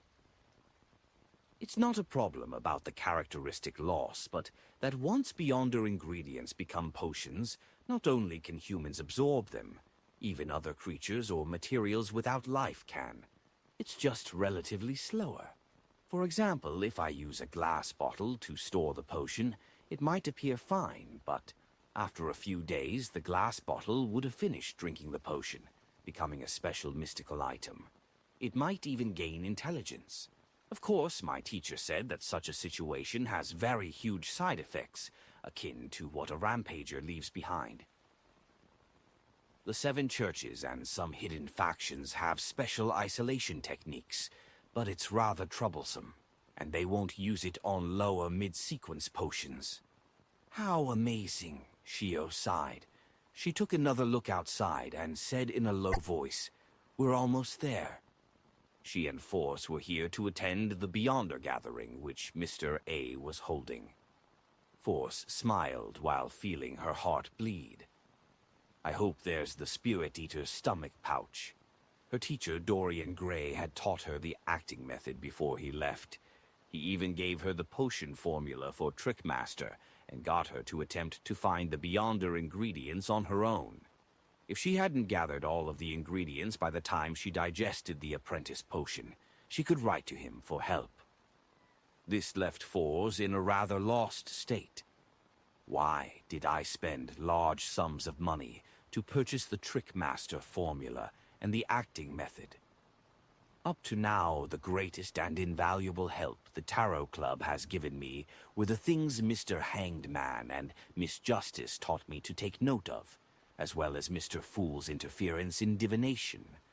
Otherwise, Teacher would have long discovered a problem with me, and I wouldn't have become his student. Sigh, I'll just consider it as the price for neutralizing the full moon's curse. As the thought crossed her mind, Force suddenly noticed that the house where Mr. A had his gathering held had visibly collapsed, and there were even scorch marks in many places. There was a fierce battle here. Who dealt with Mr. A? An official organization? Force immediately signaled to Shio and instructed the carriage driver outside. Not here. 2 more streets up ahead. Aurora orders base found. Terrorist organization suffers severe setback. The next day, Klein saw this article the moment he flipped the newspapers open. Let's hope Mr. A died in this ambush. He drew the crimson moon on his chest in solemnity.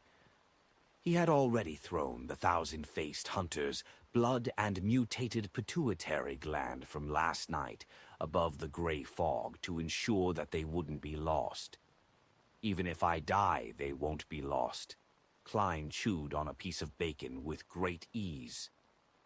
After last night's transaction, his cash reserves had fallen back below 1,000 pounds, leaving him with only 735 pounds, which was only enough to buy a deep-sea Naga's hair.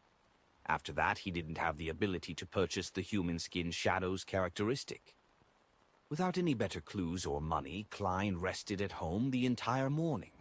After lunch, he dressed up and headed straight for the Backland Bridge area. He had previously made an agreement with Carlson of the Machinery Hive Mind to find him at the Lucky Bar near the West Balham Dock if he had any intelligence. If the intelligence was especially important and Carlson wasn't there, he was to go straight to Lever Cathedral. After all, Sherlock Moriarty wasn't a member of a secret organization, so there was no need for caution. There weren't many customers at Lucky Bar in the afternoon, so Klein instantly saw Carlson sitting and drinking, alone in a corner of the bar. He walked over, knocked on the table, and reported with a suppressed voice, "Many people in East Borough are spreading the faith of the original creator."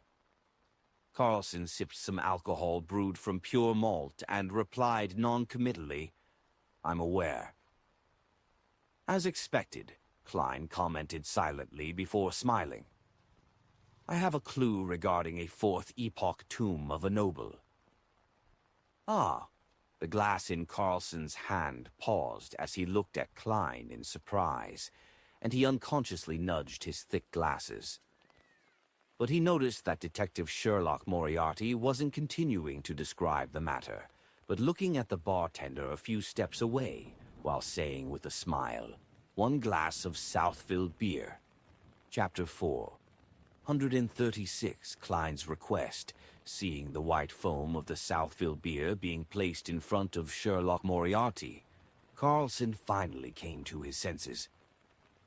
It was only when the bartender was a certain distance away from them did he ask in a suppressed voice, "What do you want?" Klein picked up his glass and took a sip. He took a few seconds to savor the bitter taste of the malt and the faint sweetness from it. "Cheers." He looked sideways at Carlson and smiled before raising his glass. Without hesitation, Carlson shook his head and refused the offer, mumbling, "You have beer, while I have strong distilled liquor. It's not suitable for a toast." Klein was only going through the motions, so he once again took a sip of his Southfield beer, looked straight ahead and chuckled. "Oh, Tom, what I want is very simple. Now, I'm not sure what's inside the tomb, so I can only describe it rather vaguely. Well, I hope that I can choose an item from the spoils of your tomb exploration. I'm not greedy, and my request will not involve high-sequence items. I wouldn't dare to take it even if they were one of the options. If you find nothing, or there are only high-sequence items, then I don't want anything. Of course, I believe that when the latter happens, you wouldn't be stingy with giving me a sum of cash that's consistent with my contribution." After hearing about the Almond family's tomb from Miss Sharon yesterday, he had came up with rough plans. The first plan was to blow the copper whistle, contact Mr. Razik, and join forces to explore the tomb. However, there were many potential problems with this plan. Firstly, he was unsure of the amount of strength Azik, who was still in the midst of finding his lost memories, had regained. Secondly, Azik was being pursued by MI9, so it was very easy for him and Azik to land in trouble. Thirdly, there was a high chance that Klein would end up reappearing in the sites of sealed artifact 008 once again. Of course, he could also consider using the help of the gray fog to make contact or embark on the expedition. However, blowing the copper whistle above the gray fog made it impossible to summon the messenger, therefore ending all of his subsequent plans. More importantly, Klein didn't dare to reveal the secret of the space above the fog to Azik Eggers, whose identity remained a mystery. Therefore, he finally chose the second method, which was to use his identity as an informant to submit the information to the machinery hive mind and ask for a reasonable reward. When it came to the number of high-sequence Beyonders, which faction could have more than the 7 churches?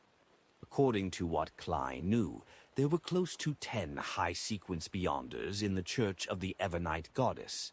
In other words, nearly half of the 13 archbishops and 9 high-ranking deacons had reached or surpassed Sequence 4. This wasn't considering the adorer of the goddess, the Pope who helmed the church.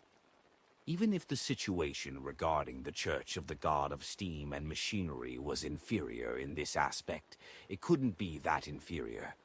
Their Archbishop of the Baklan Diocese, Horamik Haydn, was a high-sequence Beyonder. And as such, for an Orthodox church, with all its resources accumulated to date, it wouldn't value the mid-sequence items very, very, very much. Klein believed that he could negotiate a reasonable price. Simply put, the core element of the second plan was find an organization for any difficulties. Upon hearing Klein's offer, Carlson paused for a second, then blurted out, "Aren't you a believer in God?" "I've always had the goddess in my heart." Klein drew a triangular sacred emblem on his chest. "It is because of my belief in God that I've told you this information, not to the Nighthawks through Mr. Stanton. God said to let those who wish to be strong Be strong. Only by becoming stronger and having more money can I have more access to different channels and resources, and thus provide you with better and more effective information. In order to convince the machinery hive mind, he had specifically spent the morning reading through the Steam and Machinery Bible that he had bought earlier. He then found a few sentences from the deity that met his requirements and memorized them. Carlson was momentarily unable to provide a rejoinder. He just sat there, stunned, to the point of forgetting to drink. Seeing this, Klein quickly added, "Moreover, this will help you establish a harmonious and efficient relationship with new generation informants. As long as you spread the news of the rewards I receive as a result of this, as well as keeping your promise without going back on your word, then I believe that the other informants will be deeply moved and be greatly motivated to do their best to gather useful information for you. Of course, I wish that you use my pseudonym when advertising this." Carlson listened with a blank face, picked up his glass, and gulped down a mouthful. He almost choked. "Cough. Sherlock, the real you is completely different from what I remember about you from before." He sighed. The detective Sherlock Moriarty. In his memories was good at analysis and reasoning. He was extremely calm and polite, and with a great sense of justice had offered very effective advice. He was an outstanding believer in God. Yet now he was... Klein took a sip of his beer and chuckled. Everyone has their different sides. Using a single facade to face everything is prone to error. This is a problem you have to pay attention to when making deductions. After calming down for a moment, Carlson stood up and said, "I have no right to agree to such a request. I will report it immediately, so wait here for a while." "All right." Klein waved to the bartender and added a serving of potato wedges.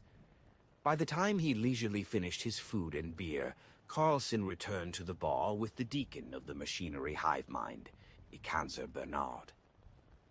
Ikanzer looked around, and seeing that there was no one around, he said in a deep voice, "There's no problem with your request, but there's one condition to add on.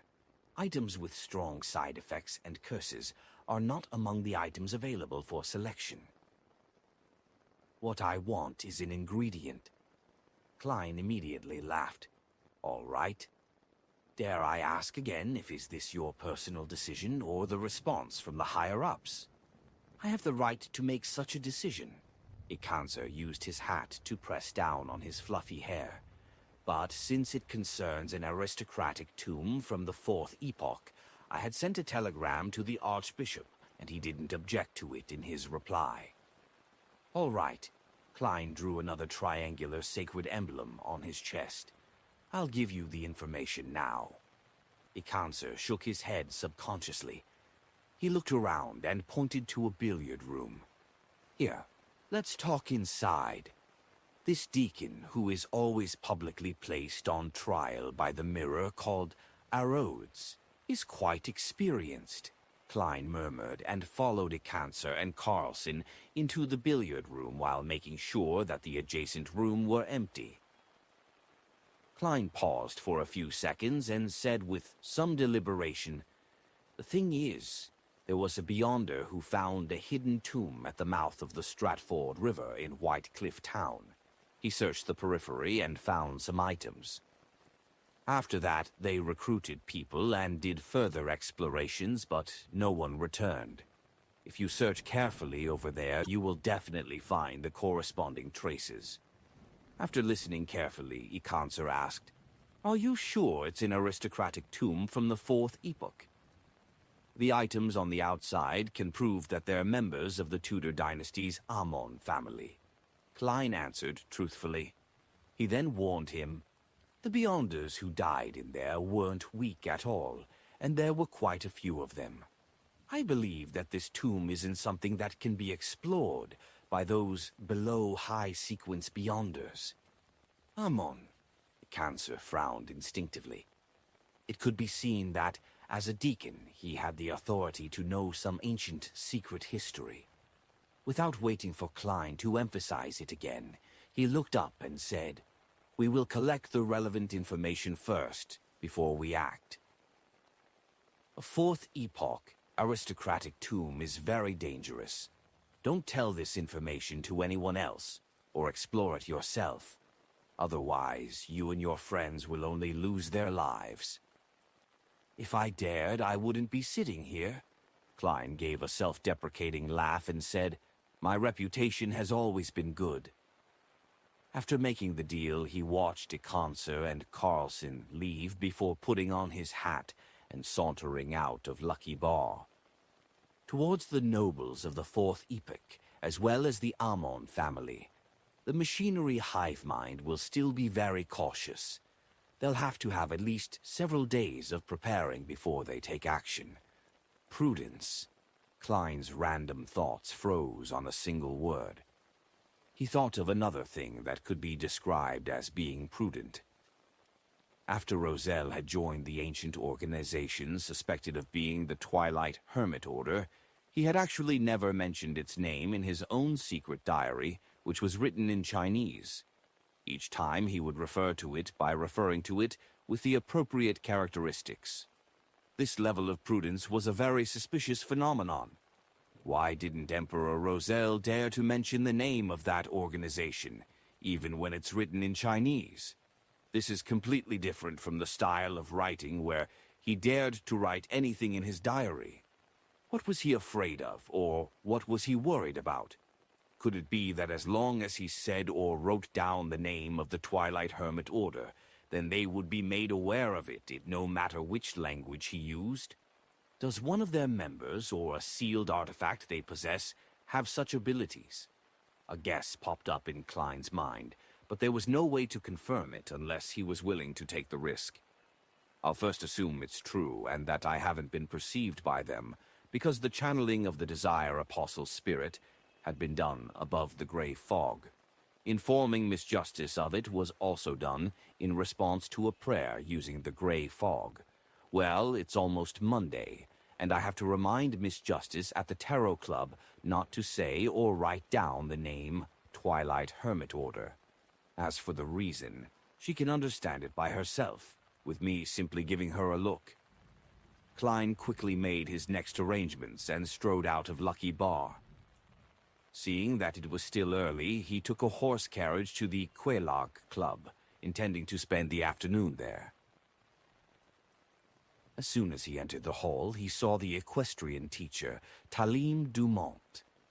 This descendant of blue blood was seated in a corner, holding a glass of scarlet grape wine. His face was rosy, and he was sipping it in high spirits. "You seem to be in a good mood, Talim," Klein smiled and greeted him. Talim chuckled and said, "Because the new year is coming." Then, rather excitedly, he asked, "Sherlock, do you know what it's like to really like someone?" Klein showed a fake smile. "I'm sorry, I'm still single." Talim finished the rest of his wine, stood up, waved his hand, and said, "That's a pity. Well, I have to get busy.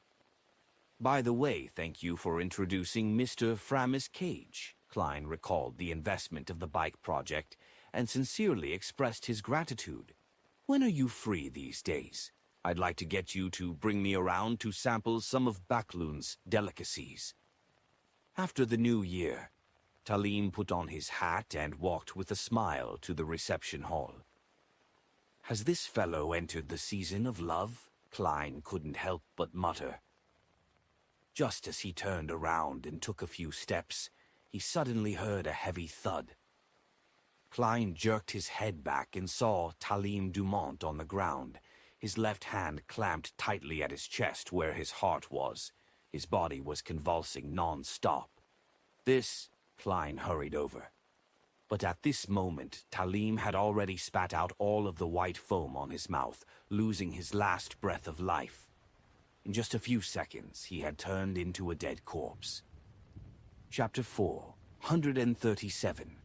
Obituary. This wasn't the first time Klein had seen someone familiar die in front of him, but it was the most abrupt and unforeseen death. The expression on Talim Dumont's face when he had asked about what it felt to really like someone was a vivid expression of hidden excitement and flaunting, but one which couldn't be directly shared due to the need of being careful as a result of certain factors. That was too fast.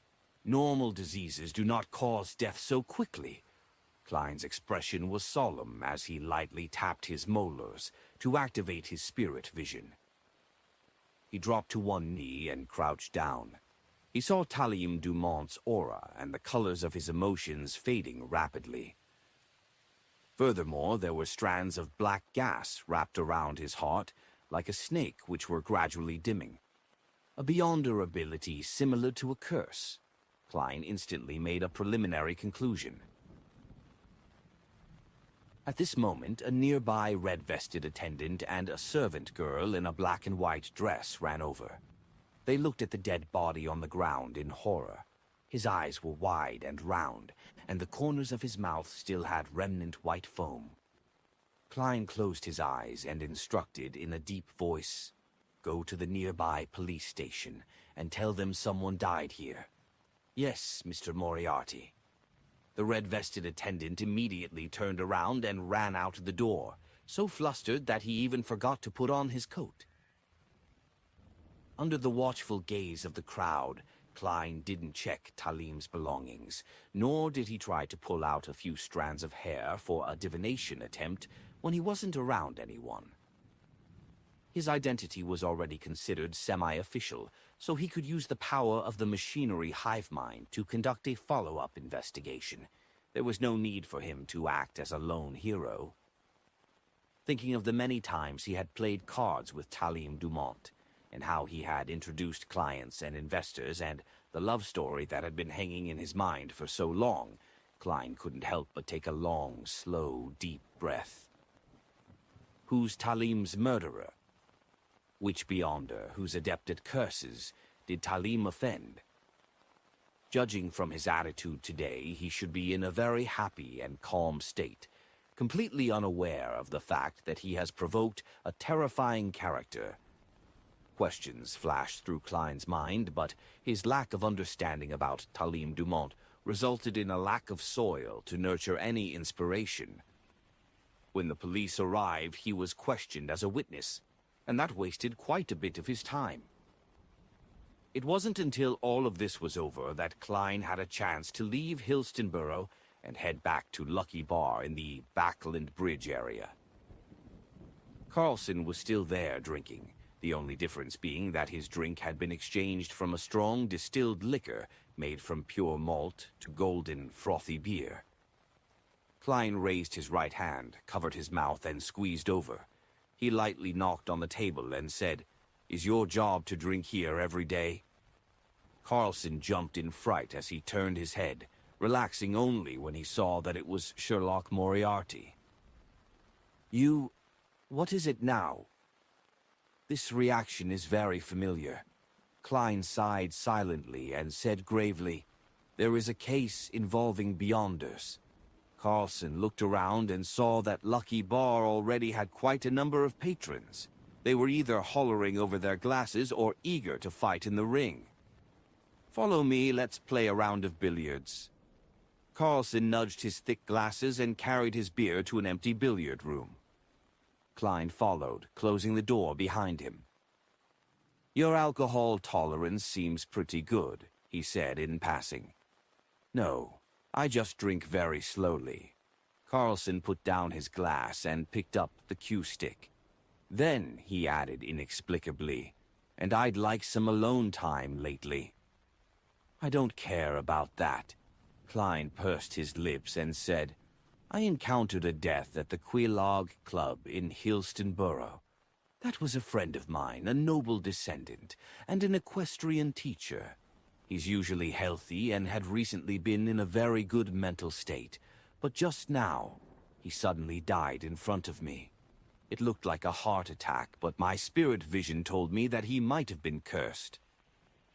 "You're adept at spirit vision?" Carlson asked subconsciously. "What sort of details did Mr. Stanton fabricate for me?" After becoming a machinery hive mind informant, they never even asked me which pathway I was or which sequence I'm at, nor did they try to find out about my origins and background. Of course, letting an informant keep certain secrets of their own is also a common tactic used by official organizations. Klein frankly responded, "Yes, the chest of the deceased had some decaying, illusory black gas. It does involve the possibility of a curse and a beyonder." Carlson didn't ask further as he slowly nodded. "Hillstonborough, that's the territory of our machinery hive mind. In the northwest of Backland, which was the heart of the metropolis, Empressborough and Cherwood Backland came under the mandated Punisher's jurisdiction. The western and northern areas came under the Nighthawks, and Hillstonborough and Backland Bridge area came under the machinery hive mind." Having said this, Carlson looked at Klein and attempted to confirm the details.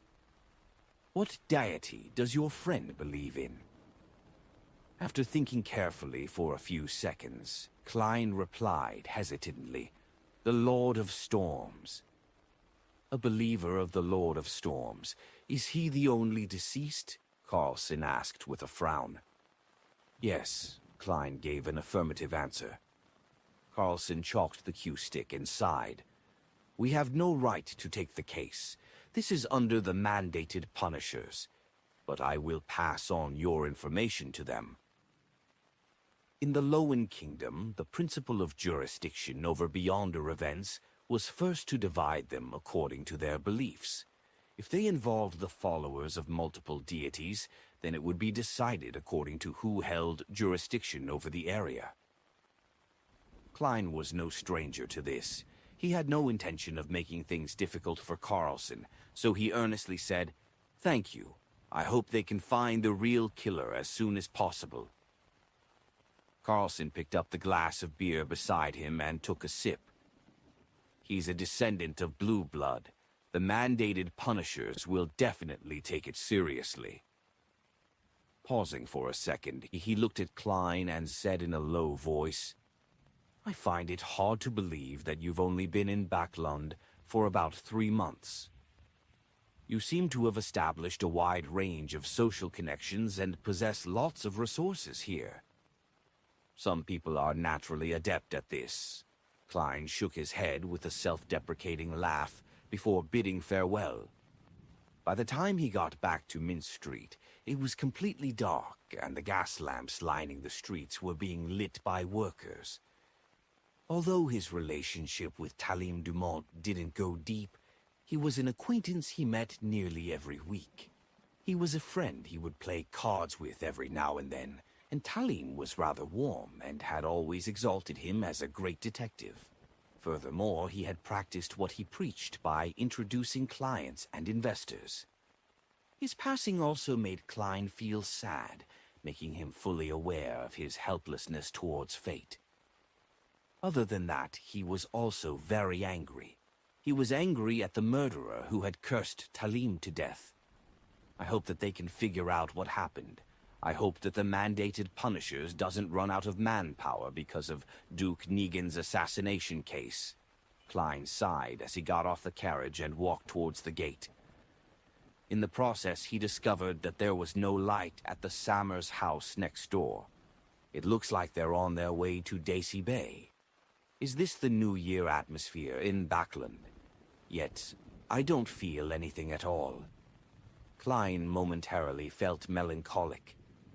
With these emotions in mind, he went to bed early and woke up at 7 in the morning. In an attempt to change his mood, Klein decided to bake a homemade cake today. "I'll buy the ingredients after breakfast," he whispered, drinking his milk and flipping through the newspapers. Soon he saw an obituary in the Tussock Times. My beloved son, Talim Dumont, passed away on the 18th of December due to a sudden heart disease. His funeral will be held at the Crown Cemetery at exactly 9 a.m. on the 21st of December. In the northern continent, due to reanimations, it was already an ancient tradition to be buried as quickly as possible after one's death. Of course, this was on the premise that there was no shortage of money for a funeral. Sudden heart disease. Is this the final result of the investigation? Or could it be that the mandated punishers are trying to lull the culprit? Klein frowned, unable to make a judgment. Perhaps I can go above the gray fog to see if it's a trap set up by the mandated punishers, but there's a high probability of failure. After all, I don't have one of his items with me, nor was I targeted. He took a breath, calmed down, and methodically filled his stomach. The subsequent attempt didn't exceed Klein's expectations. He could only leave Mint Street and take a bus to Hilstonborough to visit Isengard Stanton. The great detective walked in the warm room, pointed to the front, and said, "Sherlock, would you like some breakfast? My chef's skills aren't worse than mine." "No, I've already had breakfast." Klein shook his head and declined. Isengard stopped in his tracks and casually asked, "Where are you going to spend the New Year's?" "I'm planning on, returning to Lemberg." "I haven't confirmed it yet." "Perhaps Mitzischer," Klein said perfunctorily. "The scenery there was originally pretty good, but unfortunately there's an abundance in coal and iron resources. There was also a rather developed shipping industry." Isengard straightened his collar and touched the pipe in his pocket. "You seem to be a little anxious." "Mr. Stanton, I have something to ask you." Klein took the opportunity when asked the question to relate, in detail, Talim Dumont's death, the results of his spirit vision, his advice to the machinery hive mind, and what he had seen in this morning's obituary. Of course, he had hidden the fact that he had become an informant for the machinery hive mind. He only said that for his friend he had found an official beyonder he got to know, due to the Desire Apostle case. "Do you think this is a trap by the mandated punishers?" he finally asked. Holding the pipe, Isengard said thoughtfully, "I've been trying to avoid the mandated punishers, and I don't know enough about the situation. I'll get someone to find out. If there's any news, then I'll write to you." "Okay, thank you." Klein bowed sincerely. In the evening he received a letter specially sent from Isengard. There was only one sentence in the letter. "This case isn't handled by the mandated punishers. The royal family has taken the case by claiming that Talim Dumont is a noble." Chapter 438. Invitation, the royal family. Klein held the letter he received from Isengard Stanton and silently murmured to himself. He looked up and outside the window, and he saw the rain pattering down. The gas lamps on the streets were giving off quiet halos. Inside the living room, the coffee table was neat and tidy, with a few stacks of newspapers placed in the corner. There was silence all around him. Klein sat on the sofa as he leaned forward a little. He sat there silently for a long time. After nearly 10 minutes, he exhaled and shook his head. Slowly and heavily, he tossed the letter into the trash can. He slowly stood up and expressionlessly walked to the second floor. And in the trash can, Isengard Stanton's letter caught fire silently and quickly crumpled into black ashes. On Monday morning, Klein stood in front of the mirror, pressed his right thumb and middle finger to his temples, and rubbed them with a little more strength. When he was done, he turned on the faucet, lowered his body, splashed the cold tap water onto his face, and washed his face while having a fit at the cold. After freshening himself up, he hung up the towel, walked to the first floor, and simply made a single-sided, well-done fried eggs with buttered toast. Of course, a cup of black tea with a few slices of lemon quenched his thirst and reduced the cloy sensation he was feeling. After breakfast, as he was idly flipping through the rest of the newspapers, Klein suddenly heard the tinkling of the doorbell. Who is it? A new commission? Could it be that the machinery hive mind has already finished exploring the Amon family's tomb? No, It can't be that fast, Klein muttered as he put away his napkin and newspapers and walked slowly to the door. When he held the handle, the image of the visitor outside the door appeared in his mind. It was an elderly gentleman dressed to a T. His snow-white shirt was starched, and a thick, grayish-blue vest completely hid his belly. The long tailcoat had sharp lines without any blemishes on it. The gentleman was wearing a pair of shiny leather shoes, so shiny that it was impossible to tell if he had walked through the rain or mud. He wore a pair of white knitted gloves with silver hair at his temples. His face was deeply wrinkled, and his light brown eyes were so serious that they didn't contain a hint of a smile. "I don't know him," Klein mumbled and opened the door. "May I know who you're looking for?" he asked politely. The elderly gentleman took off his hat, pressed it to his chest, and saluted in the most standard manner. "Mr. Sherlock Moriarty, I'm a butler who has come to invite you in place of my master." "Do I know your esteemed master? Why is he looking for me?" Klein's head was completely filled with questions. But at this moment he had already noticed a carriage parked across the cement road. It had a deep black outer shell, and there was a curtain on the inside of the window. It was obvious that it was nothing ordinary. There's luxury amidst being low-key. Klein looked closely and suddenly saw that there was a coat of arms in a conspicuous part of the carriage. The main body of the coat of arms was a vertical sword facing down, and the hilt of the sword had a red crown. "That's the Sword of Judgment. It's the Sword of Judgment representing the Royal Augustus family." Klein's heart palpitated as he roughly understood the butler's background. Perhaps he's a rather powerful beyonder. Klein made a guess. The professional and stern butler didn't pay attention to his scrutiny. He revealed a polite smile and said, "You have never met my master, but, in a sense, you do know him. You have been providing him clues about the organization that is symbolized by the tarot cards, and he has paid for the money you need." "As expected, it's the important figure that Talim mentioned. I've been using false information to fleece for funds and even submitted all the reimbursements that old Kohler required to him. I can't refuse his invitation now, especially when Talim is dead." Klein pondered for 2 seconds and said, "Did your master come to me due to Talim's death?" "Yes. Talim was his friend. He was sad and confused by his death, and he heard that you were there when it happened," the old butler articulated clearly. "No, I wasn't." Klein subconsciously wanted to deny it, but he ultimately could only nod. "Yes, I saw Talim die in front of me." "It's really a sad and regretful thing," the butler said in a sincere tone. "Are you willing to accept my master's invitation?" "Do I have any reason to refuse? That would just make me look very suspicious. I might even be killed on the spot by you."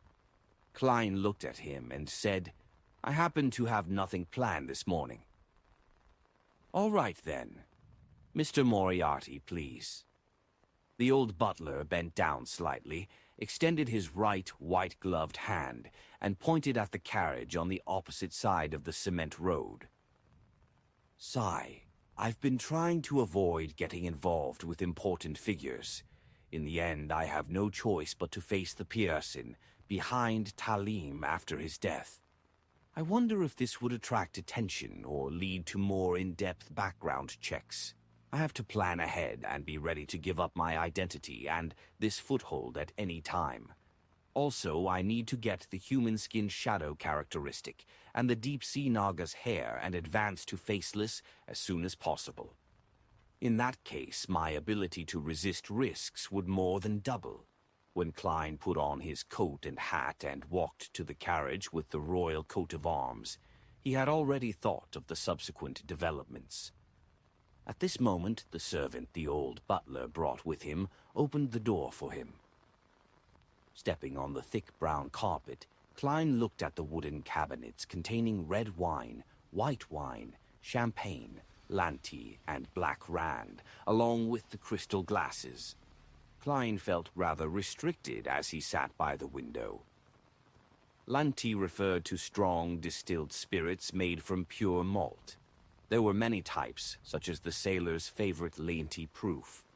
The bottles displayed in the cabinets were obviously of high quality. As for black rand, they referred to strong distilled wines mixed with other fermented grains which, like Lanty, was something unique to Loen.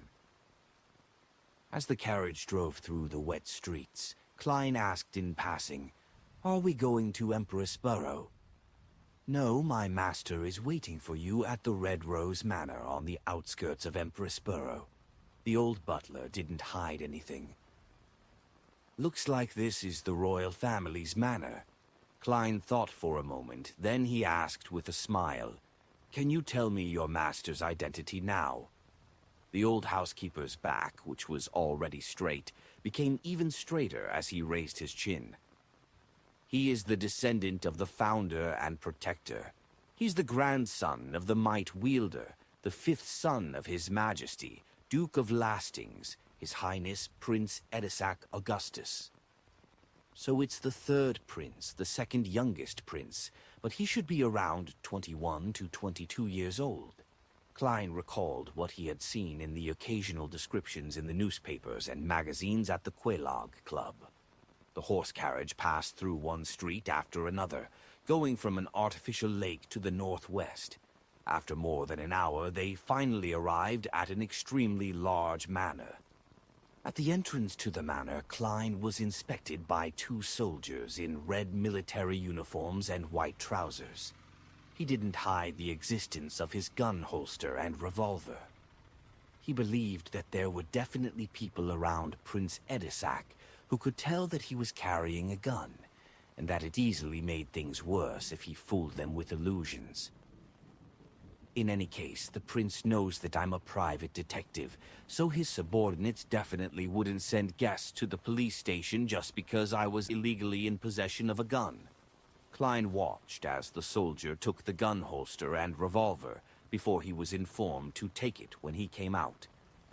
After two more inspections, Klein followed the old butler, went around the main house, and came to a wide area with hills and flowing waters. The only drawback of this place was that the vegetation had long since withered away in the dead of winter, leaving nothing but desolation. Tap, tap, tap. Several horses came running from the distance and stopped in front of them. A young man in white trousers, high-heeled black boots, a fitted shirt, and a dark rider's tunic nimbly dismounted and walked over. Everyone else followed closely by his side. He removed his helmet from his head and smiled at Klein. "I'm finally meeting you, Detective Moriarty." Upon seeing this, Klein's eyes lit up. It wasn't because of how handsome he was, but because he looked like the Henry Augustus I imprinted on 5-pound notes. Edisac Augustus also had a rotund face and a pair of slender eyes, but he didn't look serious at all. Instead, he always had a smile on his face, looking young and spirited. "I didn't know that you, Your Highness, were the one who entrusted me with the task." Klein bowed. Holding a horsewhip in his hand, Edisac weighed it in his palm and chuckled. "I heard that you played an important role in the serial killer and Desire Apostle cases. Talim's recommendation was indeed good. Sigh, who knew that he would be gone days after I was horse racing with him? He has gone to the kingdom of storm and lightning." Since the founding of the kingdom, the Augustus family had always believed in the Lord of the Storms. Without waiting for Klein to answer, he said with a heavy expression, "The investigation into Talim's death didn't go through me, Mr. Moriarty. I want you to help me discover the truth." The conclusion given by the rest of the royal family. "Your two elder brothers. This sudden level of infighting isn't something I can handle. Also, Your Highness, your style is really direct." Klein sighed. I'm sorry, but I'd still say that Talim died of a sudden heart disease. Is that so? News came from the mandated punishers that a detective by the name of Sherlock Moriarty had testified that Talim had signs of suffering from a curse. Prince Edisac chuckled. Klein could only respond with a wry smile. Your Highness, you should know the principles I adhere to. I still wish to live another 50 years. Wasn't Talim your friend? Prince Edisac asked. Klein was at a loss for an answer, when a maid suddenly came from the main room, quickly approached the prince, and whispered a few words. Edisac's face stiffened. Tell her that she's not to go out. After he finished speaking, he took 2 steps forward. His serious expression softened, and a hint of softness and helplessness appeared in his blue eyes. But I will permit her to leave the room and walk around freely in the manor. Chapter 4. 139. The Generous Prince. The scene before his eyes reminded Klein of the romance story which Talim Dumont had told him. Orts, his noble friend, had fallen in love with a commoner woman and was insistent on marrying her. However, being in the top circle of the aristocracy, the marriage was absolutely prohibited. Talim had been vexed over this matter, and he had even considered the prospect of hiring a murderer. But in the end, he managed to persuade the woman to leave his friend on her own accord. Could the main character of this story be Edisac Augustus? The situation is very consistent in all aspects. As a prince, marrying a commoner is practically treason in this era. Since the founding of Loin, the spouse of a direct descendant of the Augustus family could only be a noble woman. From what I've just heard, Edisac has brought that commoner woman back, and he has even grounded her as punishment. True love. In a split second, the story of a tyrannical prince and a pitiful frail white flower took shape in Klein's mind. He looked into the distance, enjoying the midwinter scenery. That's not what it really looks like. When spring comes and the grass sprouts, you'll see a golf course of the highest quality. Prince Edisac dismissed the maid, raised his whip, and pointed around. Golf? Klein asked, simultaneously knowing the answer to his question. Prince Edisac motioned his guards and attendants away, leaving the old butler and Klein to follow him by his side. He strolled on the desolate plains, chuckled, and said, "Yes, golf. This is a truly aristocratic sport that even the owners of most magazines and newspapers have a hard time getting involved in. Although I don't like Roselle, I have to admit that the fantasy-like ideas he had have given us a world with plenty of fun. If you can figure out the truth to Talim's death, this place will always be open to you." It was indeed Roselle. Klein let out a light breath. Seeing that he didn't respond, Prince Edisac continued to lament. There is much to learn from Roselle in every way, but his attitude towards feelings makes me sick. Of course, this is the common nature and style of most of the Intis aristocrats, and it's also the source of their infatuation with luxury and debauchery in their lives. Looking ahead at the slow stream, Edisac said in a mature tone that was beyond his years, 99% of people are not geniuses like Roselle. In order to succeed and establish a great enterprise, one must first understand what they really want, and for that they must be willing to pay the price and never turn back while persisting all the way. As he said this, his tone became slow as he laughed at himself, and said, "Before this year I had always thought that I liked the daughter of Earl Hall very much. She has perfect looks, an elegant demeanor, a rich fortune, a distinguished family, and a very powerful father. She's someone that no prince can find fault with. But now I understand that what I'm really attracted to is something that I yearn to have even in my dreams. It's a unique temperament and profound soul born from experience. I'm not saying that Miss Hall is lacking in temperament, but that wasn't what I want, admire, or like. Your Highness, your tone, attitude, and expression are now almost identical to Talim just before he died. Don't suddenly die in front of me. Even if I were to jump into the Tusuk One River, there's no way for me to prove my innocence. Moreover, hearing much of this makes it easier for me to be silenced. Do you want to tie me to your chariot? Klein felt a little afraid for some baffling reason. He cleared his throat and took the initiative to change the subject. Your Highness, with your status and identity, you will certainly not lack subordinates. There are many people who are willing to investigate Talim's death for you, so why do you need me? Edisak shook his head and chuckled. As a prince, I have as much power as the little freedom I have. There are many things I can't let the people around me do, as there are too many eyes on me. You're a great detective with brains, and you have a good relationship with Talim. You were there at the time, so I don't think there's anyone better suited than you. Don't worry. If there really is a problem, then I can definitely guarantee your safety. Such a promise is like toilet paper in the bathroom. Klein couldn't help but silently lampoon. With Prince Edisak already saying this much, he felt that there was little chance of him leaving Red Rose Manor if he refused again. He could only sigh and say, "Actually, I'm as angry as you are about Talim's death, but reality has kept me calm." Edisak smiled. "What can I do for you?" "Talim's hair, either his flesh and blood, plus something he carried around with him." Klein made the request. "Okay, then I'll have these delivered to your house." Edisak agreed at once, and then asked curiously, "That's all?" Klein didn't stand on ceremony. "I will only know what kind of help I need when I have a preliminary lead. Your Highness, it's best that you give me a way to communicate with you. A private detective who frequently visits this manor would definitely arouse suspicion." Edisak nodded and said, as if he was prepared, "I'll have someone secretly rent the house next door to you, 13 Minsk Street.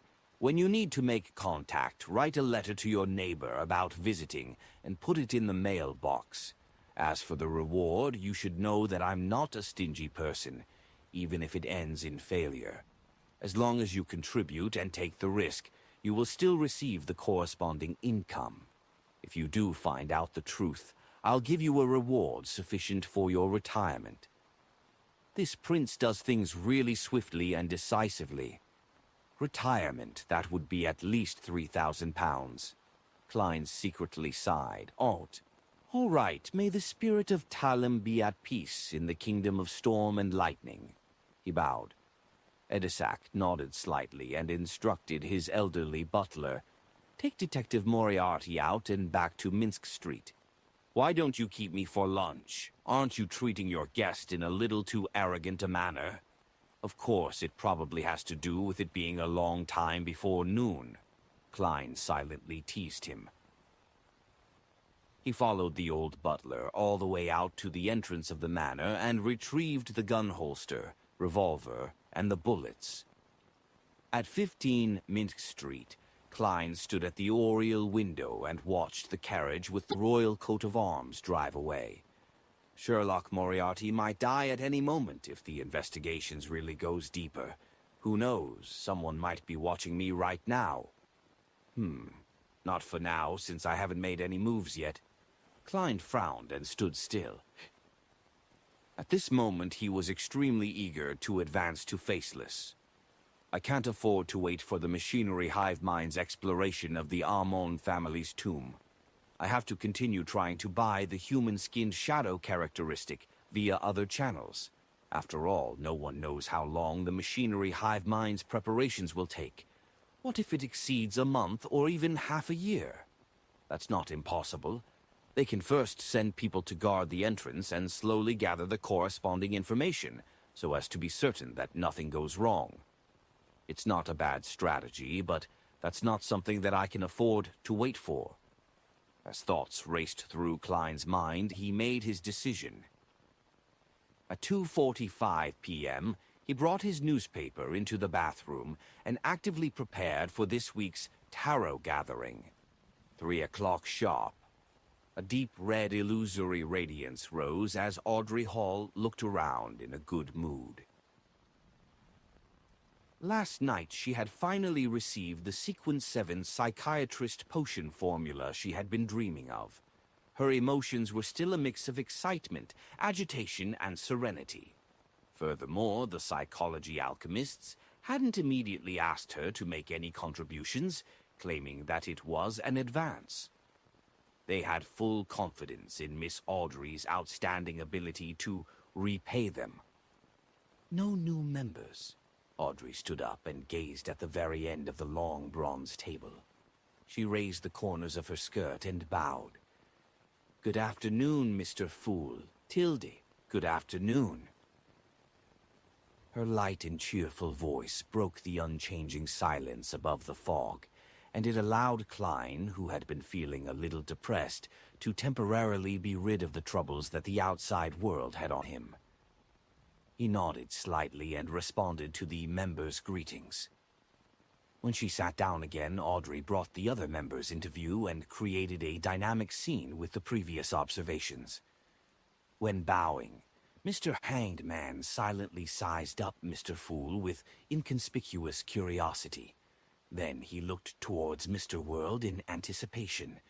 In other words, with him having a deep relationship with the Church of the Lord of Storms, he knows about the details of Duke Negan's assassination and is aware of the appearance of hero bandit Dark Emperor. He has the desire to investigate the hidden truth behind this matter. There appears to be an outcome regarding the werewolf Beyonder, characteristic which Mr. World had entrusted him to sell, and he has also probably found the human skin shadow characteristics, or the deep-sea Naga's hair. The son's emotions are very stable and relaxed. This means that he believes that the City of Silver's surveillance on him has been lifted. What did he rely on to make this judgment?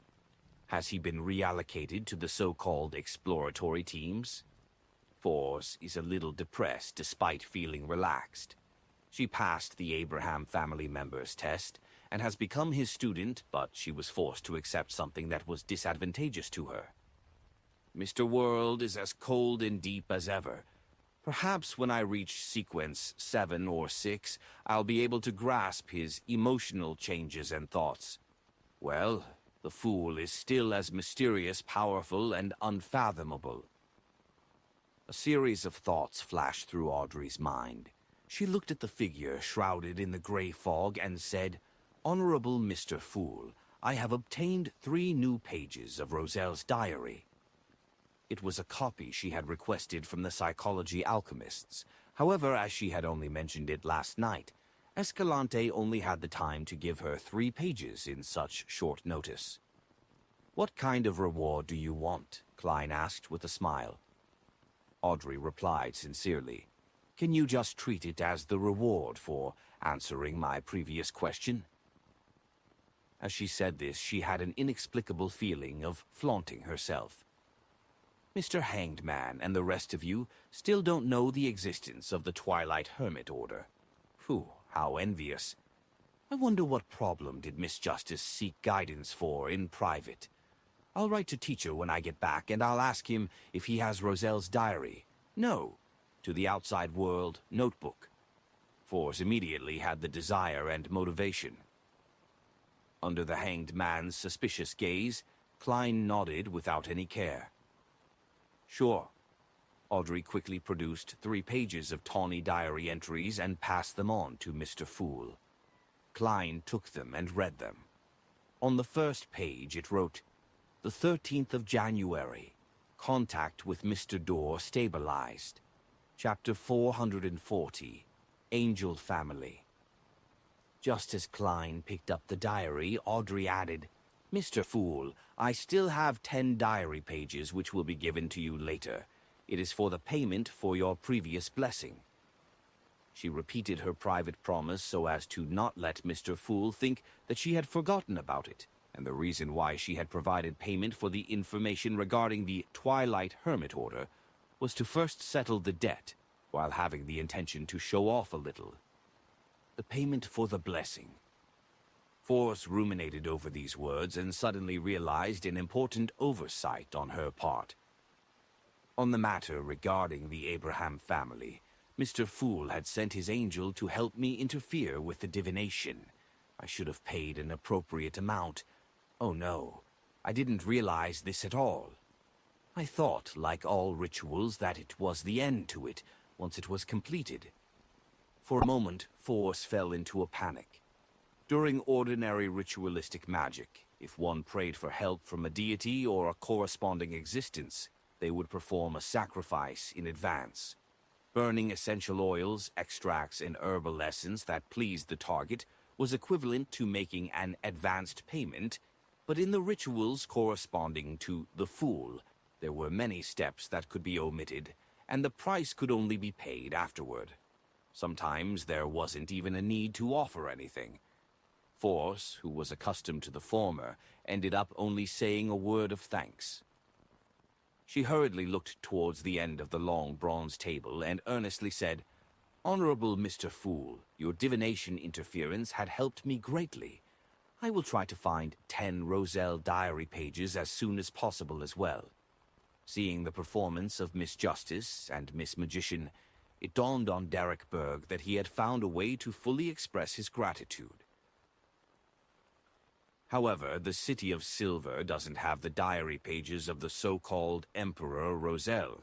Well, Mr. Fool is very interested in history, so I'll have to read more books and records on these. With the thought, Derek made a promise to Mr. Fool, who sat high above them. The hanged man watched all this from the side and had no doubt that the Fool had an angel at his service. Any organization should have a character like Miss Justice. The power of a role model is limitless. With a lot of debt to collect appearing out of thin air, Klein happily sighed inwardly. As the high and mighty Mr. Fool, he always found it awkward to directly ask for compensation, and he had always believed that helping the members of his own organization was a normal and reasonable thing to do, without the need for him to make it so reliant on transactions. Thus, he didn't control the world to put on the appropriate performance to remind everyone. Of course, if Justice and the others were willing to provide payment, then Klein had no intention of refusing it. All right. He smiled and nodded before shifting his gaze back to the diary in his hands. The 13th of January. Contact with Mr. Dorr stabilized. The powerful Beyonder, who's lost in the darkness and trapped in the storm, didn't rush me to complete a complicated and difficult ritual so as to help him return to the real world. He seems to have understood that he has to come up with something that would move me, instead of giving me 3 intangible wishes, in order for me to consider whether I should take the hidden risks of saving him. Mr. Dorr temporarily didn't mention this matter, and instead, with great interest, chatted about my tarot card creation. The word creation should be written with quotation marks. From this point, it's apparent that Mr. Dorr is able to make contact with the real world at particular times and through particular methods, and he should be able to observe a lot of details. While talking about the moon card, I thought of a matter Zeratul mentioned. He said that the Life School of Thought worships the moon, but not the Evernight goddess. Yes, I added the second half myself.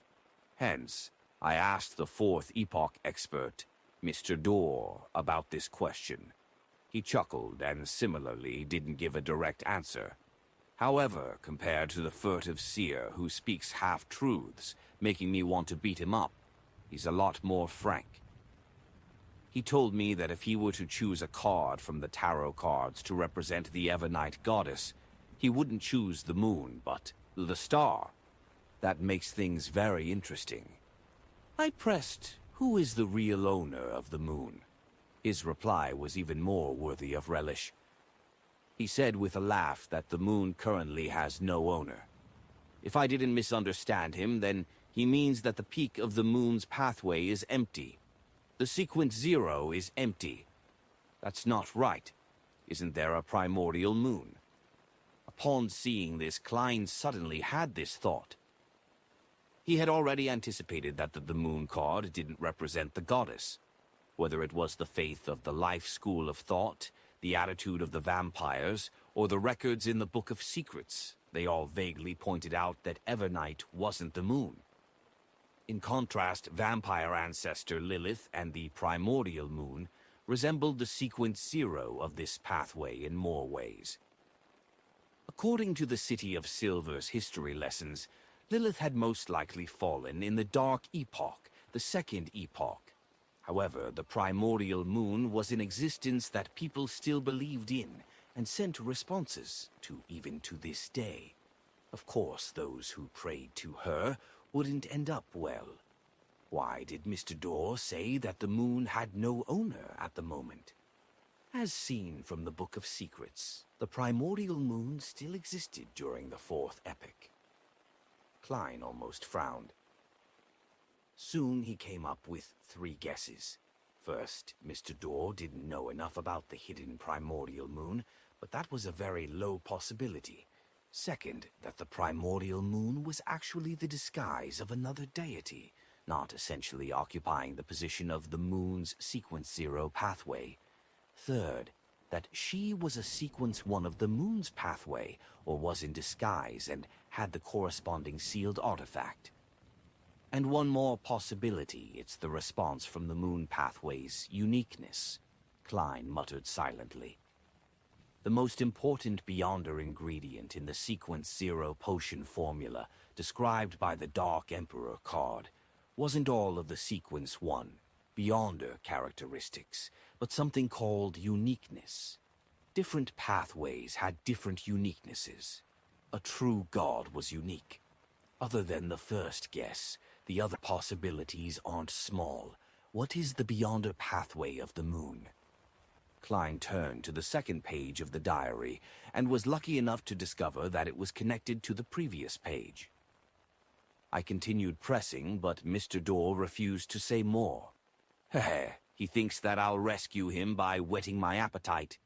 Dream on. I hid my curiosity and scoffed at Mr. Dorr for not being respectful enough to true gods. He casually, yes, casually replied to me. This is the attitude a Fourth Epoch noble has to the deities. This guy is too good at acting. However, I really am interested in the nobility of the Fourth Epoch, so I took the opportunity to ask. Mr. Dorr told me that in the Tudor dynasty there were 5 noble families: Abraham, Antigonus, Ammon, Tamara, and Jacob. Each family was known as an angel family, and they possessed tremendously terrifying strength. Angel family, just the name itself, raises many problems. It really makes one yearn for it. Mr. Dorr said that the number of angel families in the Fourth Epoch exceeded the 5. There were the Zaratul and Zoroast family, which had always been loyal to the Solomon Empire, the Augustus, Sauron, Einhorn, Castia families of the Trunzobis dynasty, and the furtive Andariel and Barrier families, as well as the Demoness family, which stemmed from a true goddess, which was one step up from the angel families. So the last winner of the Fourth Epoch was the Trunzoist dynasty. But where did their royal family go? The 4 angel families, Augustus, Sauron, and the others, divided up the northern continent. Just as Mr. Dorr said the previous time, the strongest powerhouses in the Fourth Epoch far exceeds my imagination. However, most of them have been buried in the ashes of history. Even the Sauron family has waned, destroyed by me. In another 1 to 2 millennia, perhaps the Augustus family might no longer exist. Only the true gods appear capable of forever illuminating the real world. Although some deities perished in the Fourth Epoch, they should only be few in number. This makes me think of something that was previously written in a web novel which I memorized. It can be used here with some changes. Ashes await those who fail to become true gods. After the communication period ended, Mr. Dorr disconnected. He's like a prisoner who's released on parole for a fixed period of time, and he does know a lot. When he mentioned the Zaratul family, there was faint contempt in his tone. Perhaps I need to maintain my relationship with Mr. Dorr. Apart from the Church of the God of Steam, Zaratul, and that secret and ancient organization, I should leave another outlet. Unlike the saying, a wily hare has far more than 3 holes. When Emperor Roselle was struggling in the end, he was only thinking about the organization that's suspected to be the Twilight Hermit Order. He didn't mention Mr. Dorr at all. Something apparently happened in between. So, the ancestor of the Lowen royal family, the Augustus family, was actually so rich and powerful to be an angel family. However, why did the royal family of the Tronsotis dynasty, to which they were loyal to, disappear just like that?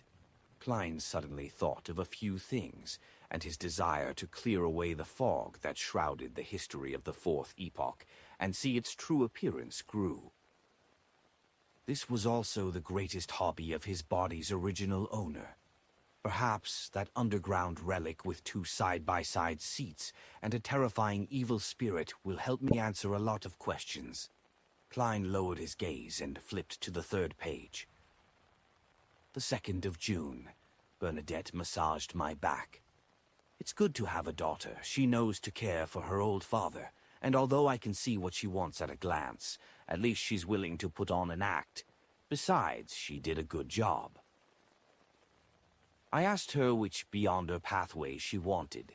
She said she was undecided, but she liked the maxim of do as you wish, but do no harm. The 3rd of June. I saw Florent again. He's very different from before, as though he's a different person. No, he still had his original memories and some of his distinctive characteristics, which is enough to prove that he's him. What exactly happened to him to experience such a huge change? Perhaps a metaphor could be used to describe it more precisely. Some monsters are physical sutures, while he is a monster of mental sutures. The 5th of June. I obtained an ancient book. It actually mentions the primordial demoness's name, not one of an honorific name. Her name is Cheek, but that's a man's name. Is this ancient book fake? Chapter 441. Channels increase. Cheek? Was the primordial demoness also a man in the past? Klein almost raised his hand to his chin. He had once guessed that it was because of the existence of the evil goddess, the primordial demoness, that led to the assassin pathway having members of the opposite sex turn into a female after sequence 7. Who knew that Roselle's diary would indicate that the primordial demoness might have been a male in the beginning as well? This depicted 2 problems. First, the primordial demoness wasn't a naturally born deity, and they had only relied on potions to reach sequence 0. Second, the purely feminine changes in this pathway were inherent in its Beyonder characteristics. Roselle had once speculated about the truth behind the law of Beyonder characteristics conservation. He suspected that all Beyonder characteristics originated from the original creator, so there's no increase, and that the total amount is conserved. Assuming that this is true, does this mean that the creator who created everything is all-inclusive, masculinity, femininity, and gender-neutral all in one? And the demoness pathway is a representation of pure femininity? Of course, that ancient book might actually be fake. There's a lot of information in Roselle's diary entries today. With thoughts flashing through his mind, Klein let the diary disappear in his hands. You can begin, he smiled and said to Justice, the Sun, and the others. Alger looked towards the world immediately. Your werewolf characteristic has been sold. An artisan paid £1,200 for it. According to our agreement, I will receive £200. Also, I found clues to the hair of a deep-sea naga. £100 a strand, and you want 5 of them in total. If you're fine with this deal, then I will complete it as soon as possible. Klein had promised a higher share of the werewolf's beyonder characteristic because he knew that the hanged man had spent more effort and taken on a risk that far exceeded what vampire Emlyn White had spent. At this point, he thought for a moment and controlled the world to reply. "No problem. Give me the 5 strands of deep-sea Naga hairs and 500 pounds in cash as soon as possible. Now, only the human-skinned shadow characteristic remains, and the amount of money I have has increased to 1,235 pounds, which isn't enough. If I don't want to wait for the machinery hive mind's exploration of the Amon family's mausoleum, I'd have to wait to receive another 500 to 1,000 pounds before I can buy it immediately when I see it." Klein subconsciously wondered what other items or knowledge he could use to exchange for money. Of course, this was on the premise that the target of these transactions was able to pay the remuneration in cash. Hearing this, Audrey raised her hand very slightly, and without hiding anything, she said, "I'd like to purchase 3 ingredients: a pair of eyes from a mirror dragon, 50 milliliters of its blood, as well as a fruit from the Tree of Elders. Miss Justice has gotten the formula for the psychiatrist potion." Klein made this judgment in an instant, and the hanged man came to a similar conclusion. "I will write to my teacher and ask him if he has one of these ingredients." Force thought for a moment. Derek nodded and said, "I'll also take note. Corroded mirror dragons aren't rare, same for the Tree of Elders. In the City of Silver, there's also the Beyonder characteristic left behind by a psychoanalyst. However, it's hard to make transactions for them, and it's easy to be suspected." Psychoanalyst was the ancient name of psychiatrist. When their conversation reached Klein's ears, he immediately manipulated the world and made the dummy hoarsely and gloomily say, "I'll ask around in my circle. Oh, right, continue helping me find the human skin shadow characteristic." "All right." Audrey confidently turned her head to face the person opposite her. "Mr. Hanged Man, I'll also look out for the wind-blessed potion formula you need." She had already joined the psychology alchemists and had a secret organization backing her. With them, many ingredients were no longer in short supply. She could obtain them as long as she paid the necessary price. Force repeated, "I'll write to my teacher and ask." Upon seeing this development, Klein felt rather gratified. After a long period of hard work, the Tarot Club had finally developed 2 major channels, the Psychology Alchemists and the Abraham family. Many things would become simple. The world chuckled and said, "Your answers fill me with hope, but you must also take care to protect yourselves, and proceed in a way that would avoid arousing suspicion as much as possible." "Mr. World, you rarely talk so much."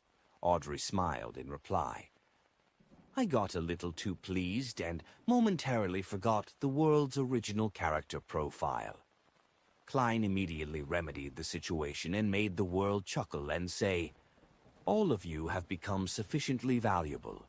I hope that this kind of transaction can last for a very, very long time. That's why I'm reminding you." "Thank you," Audrey gracefully expressed her gratitude. At that moment, Derek hesitated and said, "I'll give it a try as well. I've recently completed several patrol missions, but there's nothing out of the ordinary." "Very good," Klein said to himself, making the world shut his mouth. After a brief moment of silence, Alger looked thoughtfully at Miss Justice. "I would like to know the details of the assassination of Duke Negan. What kind of reward do you need?" "Why ask me? As someone close to the Church of the Lord of Storms, shouldn't you already know the full details of this case?" Audrey was surprised for a moment, but then she understood the meaning of Mr. Hanged Man's words. He wants to ask about the organization or force that instigated the Desire Apostle, but he doesn't think it's right to ask the Fool directly, thinking that it would be too sudden and invasive. So he took a roundabout way by asking me to open up the topic, gently shifting the focus to the things he wants to know. He knows that I'm a noble lady and that I should pay attention to the assassination of Duke Negan. So he's not worried that I won't answer him. Mr. Hanged Man is really experienced, Audrey said with the corners of her mouth curling up slightly. No, there's no need for compensation. Isn't it the purpose of our tarot club to freely exchange common knowledge amongst each other regarding their respective regions? Only by doing so can our tarot club expand at a rapid pace, she thought to herself, quite possessively. Your words shame me. Alger was stunned for a moment before he pressed his hand to his chest and leaned forward a little. Klein, who was shrouded in the thick gray fog, inwardly laughed dryly.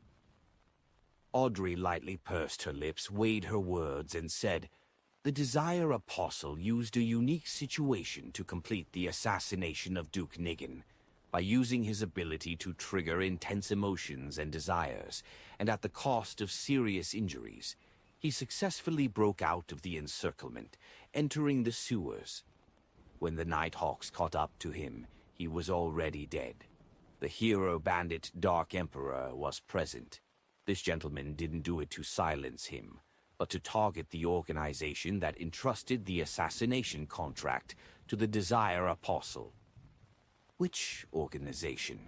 Just as the Hanged Man was wondering to himself in puzzlement, the fool who was sitting at the end of the table silently praised Miss Justice and looked at her. He then gave her a reminder in passing.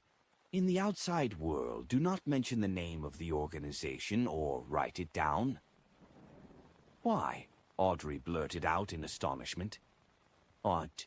Klein leaned back in his chair and replied in a gentle voice, Any mention of it will be known.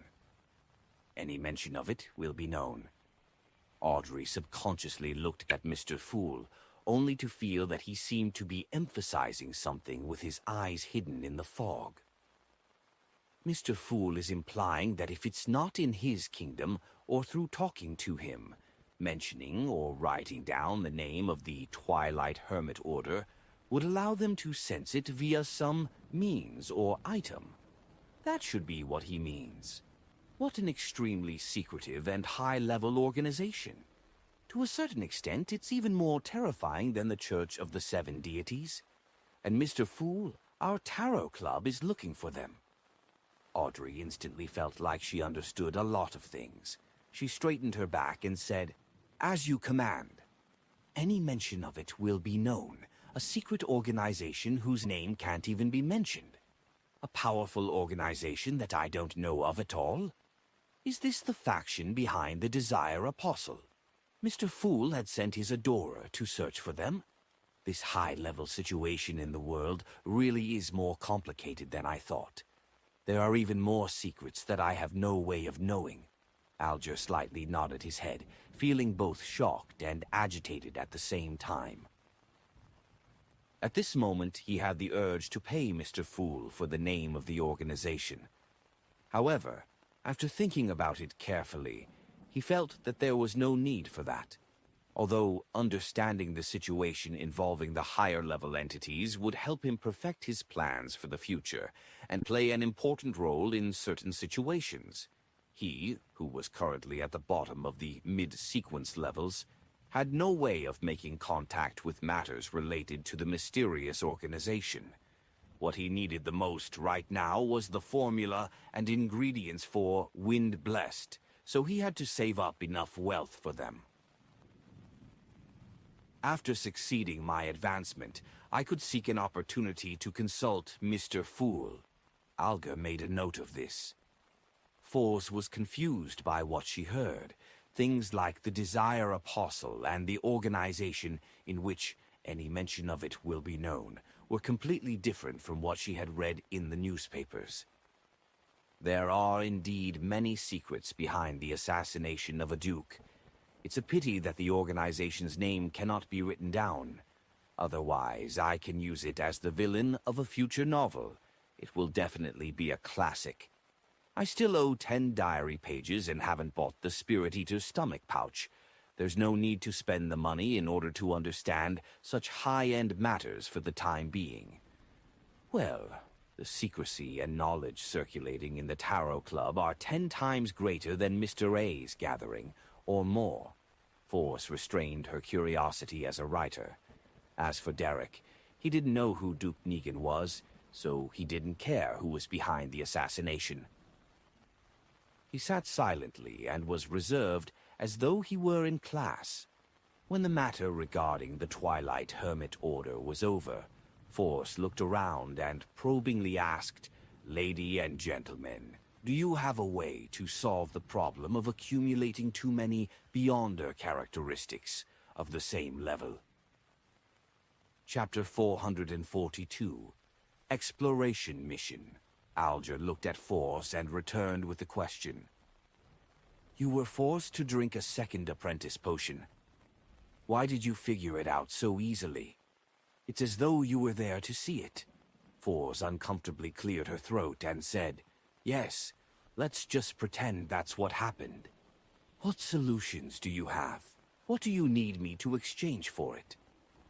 Alger glanced at Mr. Fool, but seeing that he had nothing to say, he replied in a calm and low voice, "You don't need payment, because it will certainly not be able to satisfy your needs." Without waiting for Miss Magician and Miss Justice to ask, he casually explained, "High-sequence Beyonders can independently decide whether or not to pass on their Beyonder characteristics to their descendants, and how much they will inherit as a result. Sequence 6 and Sequence 5 will naturally pass a part of it in an uncontrollable manner. Although the quantity isn't a lot each time and wouldn't affect the Beyonder's strength, their sequence will regress if they have enough children. Such a child is born with high spiritual perception and a certain level of incomplete Beyonder powers." Audrey suddenly came to a realization, understanding the origins of some special people. The Hanged Man nodded. "Yes, they're equivalent to half a Sequence 9 with a certain amount of characteristics. If they want to become a Beyonder, they can only choose the corresponding path. Of course, such people might not be a result of inheritance. It might be the result of them gaining the blessings of a deity or the corruption of an evil spirit. There are many factors that can cause the same degree of influence. Also, when high-sequence Beyonders have children, they might give birth to someone who's already at Sequence 5. This is one of the rare instances when one can advance without losing control." "So that's how it is," Audrey sighed with satisfaction. To her, knowing more mysteries was more enjoyable than getting a nice dress or jewelry. Force also came to a realization as she pressed, "Then what about Beyonders at Sequence 7, 8, and 9? Theoretically speaking, their Beyonder characteristics will not be passed down to their descendants, but that is not absolute. If there's an excessive amount of Beyonder characteristics, there's a chance for them to be passed down as well. That is to say, if you're pregnant with a child, there's a way to effectively reduce the remnant potion in your body. No, one might not succeed, but 3 or 4 will stand a higher chance." 3 or 4? Force stared agape. Klein, who had learned all of this general knowledge from Roselle's diary, couldn't help but think of a joke. "Miss Magician, in the future you can say to your child that you were a free gift one from drinking a potion. Although it seems that, according to Mr. Hanged Man, the burden can be reduced the moment a child is conceived. Having a child would still require almost 40 weeks of trouble. No, more than that, it's impossible to leave the child after it's born, right? After grasping the acting method, even if the process subsequently becomes more difficult, 2 months will definitely be enough time to digest it. It might not even take that long. After all, it's just a starting sequence." Force forced a smile and said, "I understand. The best way is still to rely on acting to digest it." Alger gave an affirmative answer. "That's the case for Sequence 7 and below." After that, digestion would easily take a year or so, 2 to 3 years, and then 5 to 6 years. When that happens, giving birth to a child would be a simpler plan, he added inwardly. There were a few seconds of silence as the two women digested the knowledge they had just gained. This was the first time they had known that having a child had such uses. For Derek, this was common knowledge. He adjusted his posture and said, "I've been assigned another exploration mission." "Where to?" Alger tilted his head and asked. "It's still the half-destroyed temple of the fallen creator," Derek answered without sounding too grave. "It sounds like there's a certain guaranteed level of safety," Audrey didn't interrupt. The hanged man pondered for 2 seconds before asking, "Is the shepherd elder still in prison?" "Yes, this exploration will be led by the chief." The son didn't hide the facts. "This way the danger level will be much lower than last time. You can give it a try." Alger couldn't help but look at Mr. Fool once more. Unable to read any thoughts from the other party's blurry eyes, he continued to speak to the son. "This should be your last inspection before the surveillance is completely removed. Previously, the information you made known was that Himon is archenemies with the fallen creator. They wouldn't mind exposing themselves to spoil the other's plans, this time by heading to the fallen creator's temple for exploration. As long as you don't reveal any abnormalities, the 6-member council will basically determine that you're no longer under Amon's influence." "Mr. Hanged Man sure is experienced. It's as if he was planning the operation." Derek kept it in mind before asking, "What else do I need to pay attention to?" At the very end of the long bronze table, the fool, who was quietly watching, opened his mouth. Flesh and blood, ravings. Klein had only said 2 words, leaving the Tarot Club members to comprehend them on their own. This was the demeanor of a great figure.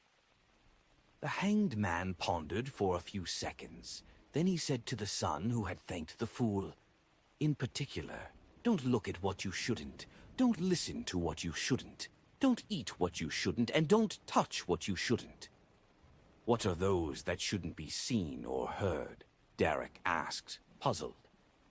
The hanged man said with a deepened voice, "After entering the temple, everything is included." "Then how should I explore?" Derek asked in surprise. The hanged man chuckled.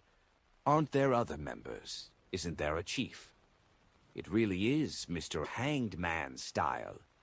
Audrey subconsciously wanted to cover her face with her hands, but the education and habits ingrained in her had told her that such actions weren't graceful, so she forcefully changed the way she moved, stroking her drooping hair and pushing it behind her ears.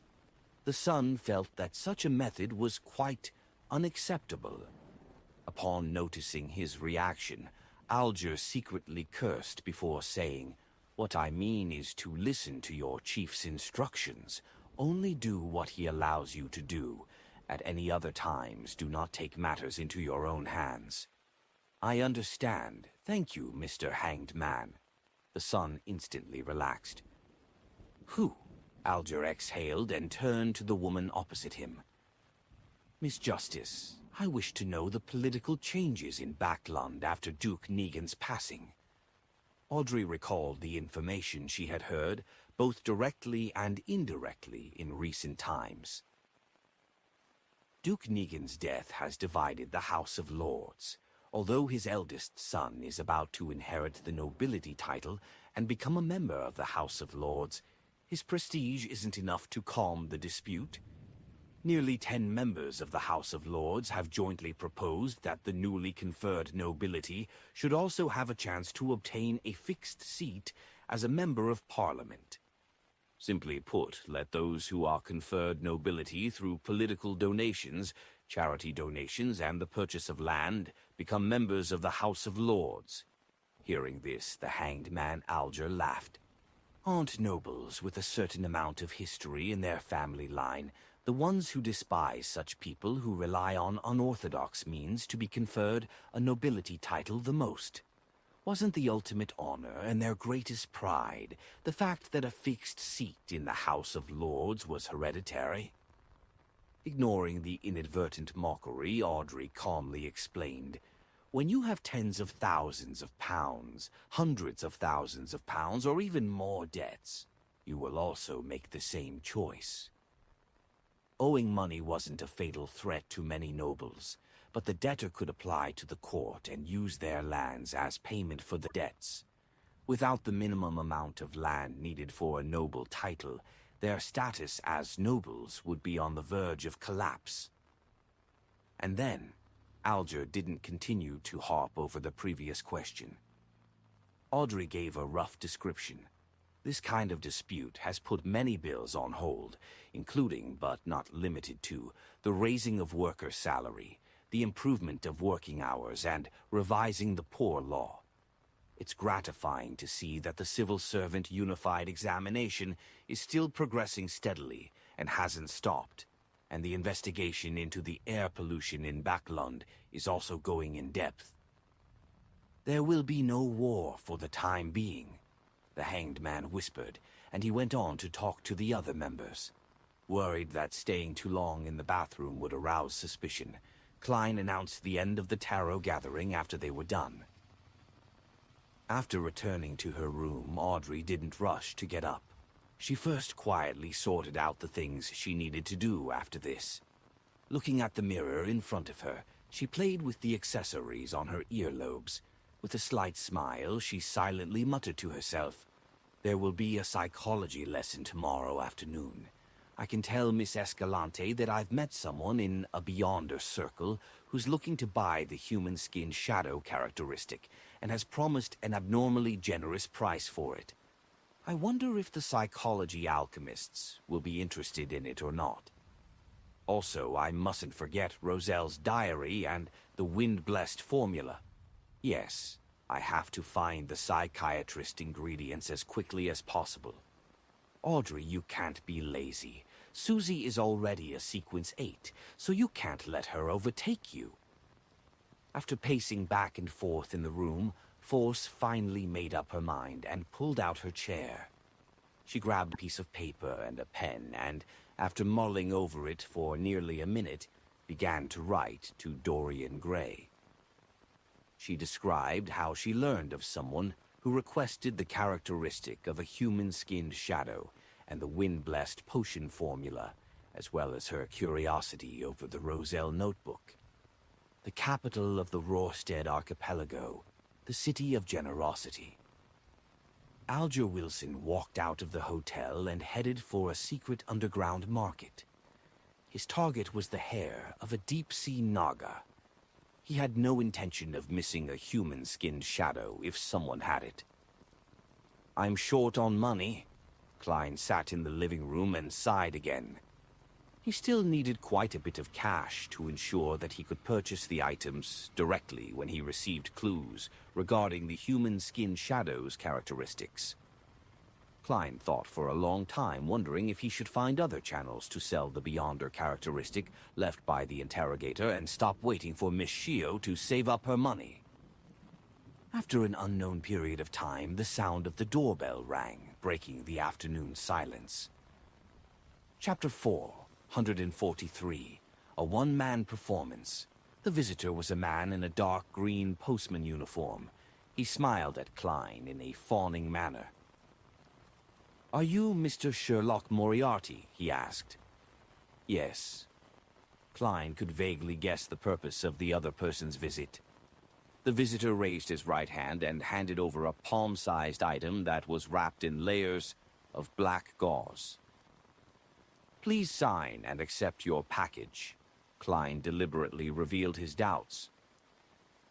"Shouldn't you give me a slip and let me go to the corresponding post office for collection?" The Lowen Kingdom's postal system was a perfect replica of the Inti system, and even the flaws were copied quite significantly. Anything that couldn't be stuffed directly into the mailbox, no matter what it was, would only be given a collection slip by the postman, making the recipient go through the hassle of collecting it himself. Because it's rather precious, so I have to personally deliver it to you, the postman said after a momentary shock. It seems you're not professional enough to be a real postman. Without further questions, Klein accepted the package, pen, and slip before signing them. He closed the door and returned to the living room. He didn't rush to open the package, but he took out a gold coin and threw it into the air. Pa!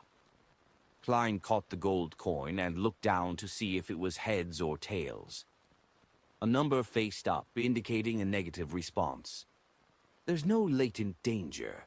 Klein nodded slightly and put away the gold coin. He touched the paper figurine in his pocket and carefully opened the package. After one layer after another of black gauze was removed, the objects inside clearly presented themselves to him. They were a pale gold-colored, elegantly patterned pocket watch, a handkerchief stained with dark red blood, 7 or 8 brown, short, curly hair tied together, and a stack of notes. Talim's belongings, his hair, his blood, and his daily records are all present. Prince Edisac sure is a very efficient man. It's not even night time. Klein looked at the items on the coffee table and suddenly felt that there were many people staring at him at that very moment. An ancient angel family with a heritage of more than 2,000 years would definitely have an unimaginable background. Being involved with the royal family's internal strife makes it possible for me to be pulverized at any moment and anywhere. Maybe I'm already being monitored now. I have to appear mediocre and useless enough to ensure my safety. Klein had already decided what to do, so he took his time checking the pocket watch, handkerchief, and hair. During this process, his spiritual intuition didn't give him any warnings, nor did it prevent him from attempting divination. After having a better grasp on the situation, Klein took out the letter, picked up a pen, and wrote his divination sentence. The true cause of Talim Dumont's death. He acted big-hearted and poised, as though he didn't feel that he was being monitored at that very moment. Picking up the curly hair and handkerchief, Klein chanted the divination sentence while leaning back against the back of the sofa. His eyes turned deep as he entered cogitation. After repeating it 7 times, he came to the dream world and saw the familiar lobby of the Quelaag Club. And then he saw Talim Dumont clutch at his heart, his face contorted once again. This revelation shows that Talim did die of a sudden heart disease. Klein opened his eyes and muttered softly to himself. He frowned, wearing a puzzled, confused, and thoughtful expression. He tried several different divination statements and received the same result. He got up and paced back and forth several times. He punched himself in the head as though he was angry that he wasn't good enough to help his friend or find out who the culprit was. In the end, he dejectedly sat down and didn't move for a long time. In the dark room, he was like the silhouette of a stone statue. That should be enough. I can't go overboard. If there's no one monitoring me, then I would have been fighting with the air just now. Klein shook his head in a self-deprecating manner, got up and walked to the kitchen. After dinner, he seemed to perk up again before he read the stack of notes carefully, including what Talim had done and who he had met on the day and the days prior to his death. Home, Red Rose Manor, Quelaag Club, Viscount Conrad's mansion. There's nothing out of the ordinary about it. Klein picked up a sharpened pencil and drew circles, marking out the places he would visit and the targets he would ask about in the next few days. After doing all of this, he let out a long sigh. Without confidence, he packed up his things, washed up, and went to bed. In the middle of the night, when the red moon was hidden by layers of clouds, Klein suddenly opened his eyes and woke up. He got out of bed, opened the door slowly, and went into the bathroom next door, hiding himself with a paper figurine substitute in the process. Walking 4 steps counterclockwise, he arrived above the gray fog and sat down at the seat which belonged to the fool. His eyes had become clear, no longer dispirited, dejected, and pessimistic. Soon after, Klein took the blood-stained handkerchief from a hidden pocket in his pajamas made out of old clothes. When he was packing his things, he had used his beyonder powers as a magician to hide the handkerchief on his body. After taking a deep breath, Klein conjured a pen and paper, and he wrote down the divination sentence that was no different from the beginning. The true cause of Talim Dumont's death. After he repeated it 7 times with his body and mind in peace and quiet, he leaned back in his chair with the paper and handkerchief in his hand and fell asleep in the silent and empty old palace. In a gray, separated and illusory world, Klein saw a completely different scene from before.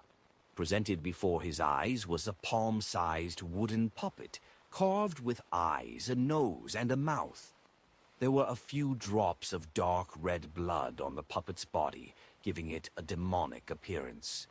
A palm stretched out. The skin was white and exquisite, smooth and beautiful, with 5 slender and delicate fingers that accentuated the hand's flesh and bones. The most eye-catching thing was a unique ring with an inlaid sapphire on the hand's pinky finger. The hand's index finger was wreathed in black flames as it pointed at the heart of the wooden puppet. Without a sound, the scene shattered, and Klein woke up from his dream. His initial judgment wasn't wrong. Talim had died under a curse. But there was a problem. He had already seen the scene of the curse happening, so why wasn't the scene displayed in its entirety? The mysterious space above the gray fog is able to get rid of all interference. Klein was puzzled for a moment.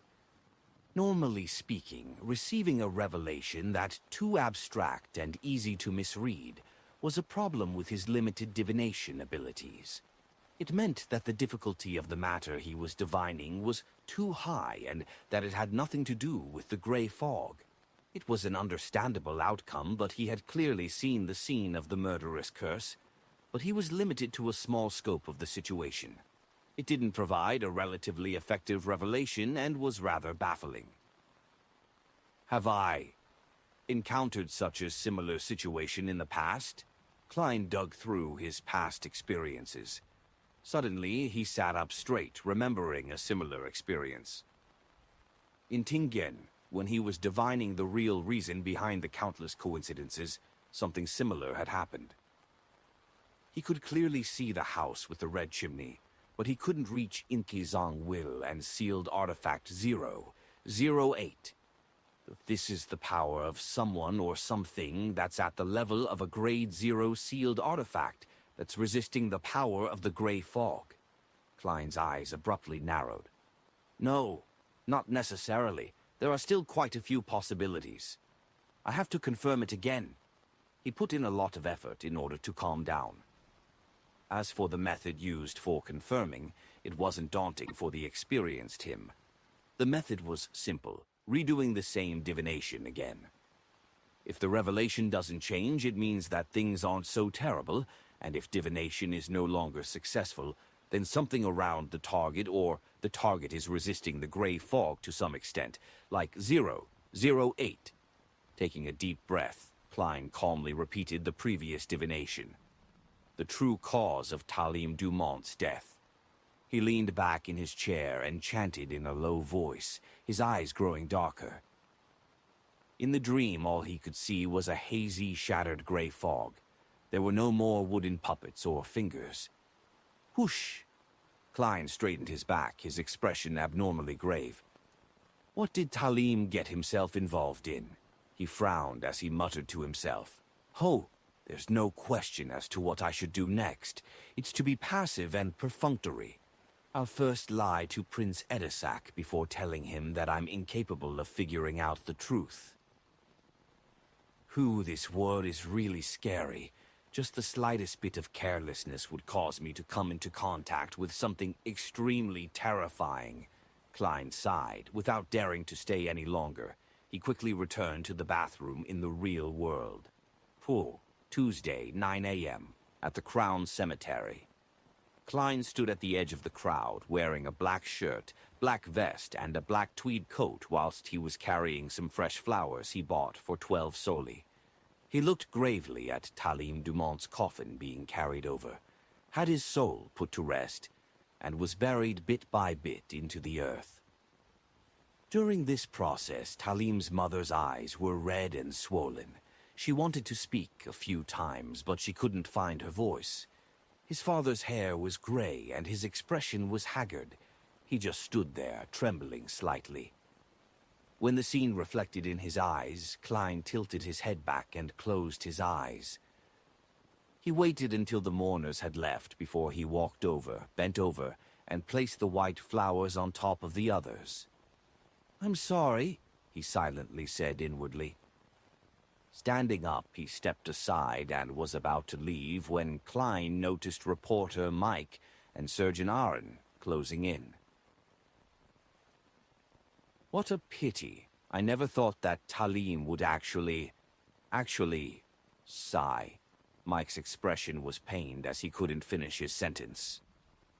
Aaron, who was always cold, took off his glasses and wiped the corners of his eyes. He sighed and said, "He's a warm-hearted guy. He shouldn't have ended up like this." "Yes, he could have gotten rid of his grandfather's bad reputation," Klein echoed. Just then, he saw a female figure in a thick black dress with a veil covering her face walk up to Talim's grave. She, too, was also carrying a bouquet of white flowers. Klein looked away, not paying much attention, just keeping watch through the corner of his eye. The woman bent down to release the flower, revealing her left palm, which was covered by a black gauze glove. A blue gem faintly appeared on the pinky of her left palm. Klein's scalp tingled instantly. His entire body felt numb. Chapter 444. Confession. Chapter 4. 144. Confession. A similar feeling that wasn't unfamiliar. The experienced Klein immediately used his clown powers to control his facial expression and the slight trembling of his body. Without rushing, he gently retracted his gaze, making the casual glance from before appear normal. Talim was so young. He wasn't even married and has no children. Klein sighed as he went with the flow. He had said this because it gave him a plausible explanation for his subtle reaction towards the woman who had offered the flowers. He had turned sad having seen a woman who had some connection with Talim, associated her to marriage and family, and then finally how his friend had passed away at an early age. Yeah, actually, at his age, he should have been married 4 or 5 years ago. Unfortunately, the matter with his grandfather left him with an extremely strong psychological trauma. He had always rejected marriage, and only recently did he improve. Reporter Mike sighed. At this moment, the seemingly normal Klein seemed to have a cluster of thorns stabbing at his back, slowly piercing into his skin and flesh, causing him to feel extremely tense. The girl in the black dress with the sapphire ring on her left-hand pinky had straightened her body and calmly surveyed her surroundings. Afterward, she quietly left Talim's grave with 2 maids accompanying her. She silently walked further and further away from Talim's grave. Phew, Klein secretly heaved a sigh of relief. The feeling of his back being stabbed quickly turned into a cold sweat. Just who is she, and why did she come to the grave to offer flowers? Talim's lover? However, how could Talim, who had no wealth or status, have a relationship with a terrifying person who is involved with a Grade 0 sealed artifact or that of a demigod?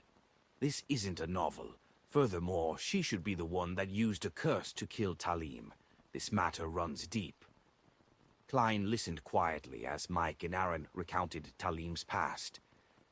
His thoughts quickly dispersed, feeling that the most puzzling thing about this matter was that Talim's death, an ordinary person who had no money, power, status, or strength, was actually involved with a Grade 0 sealed artifact, or a powerhouse of the same level.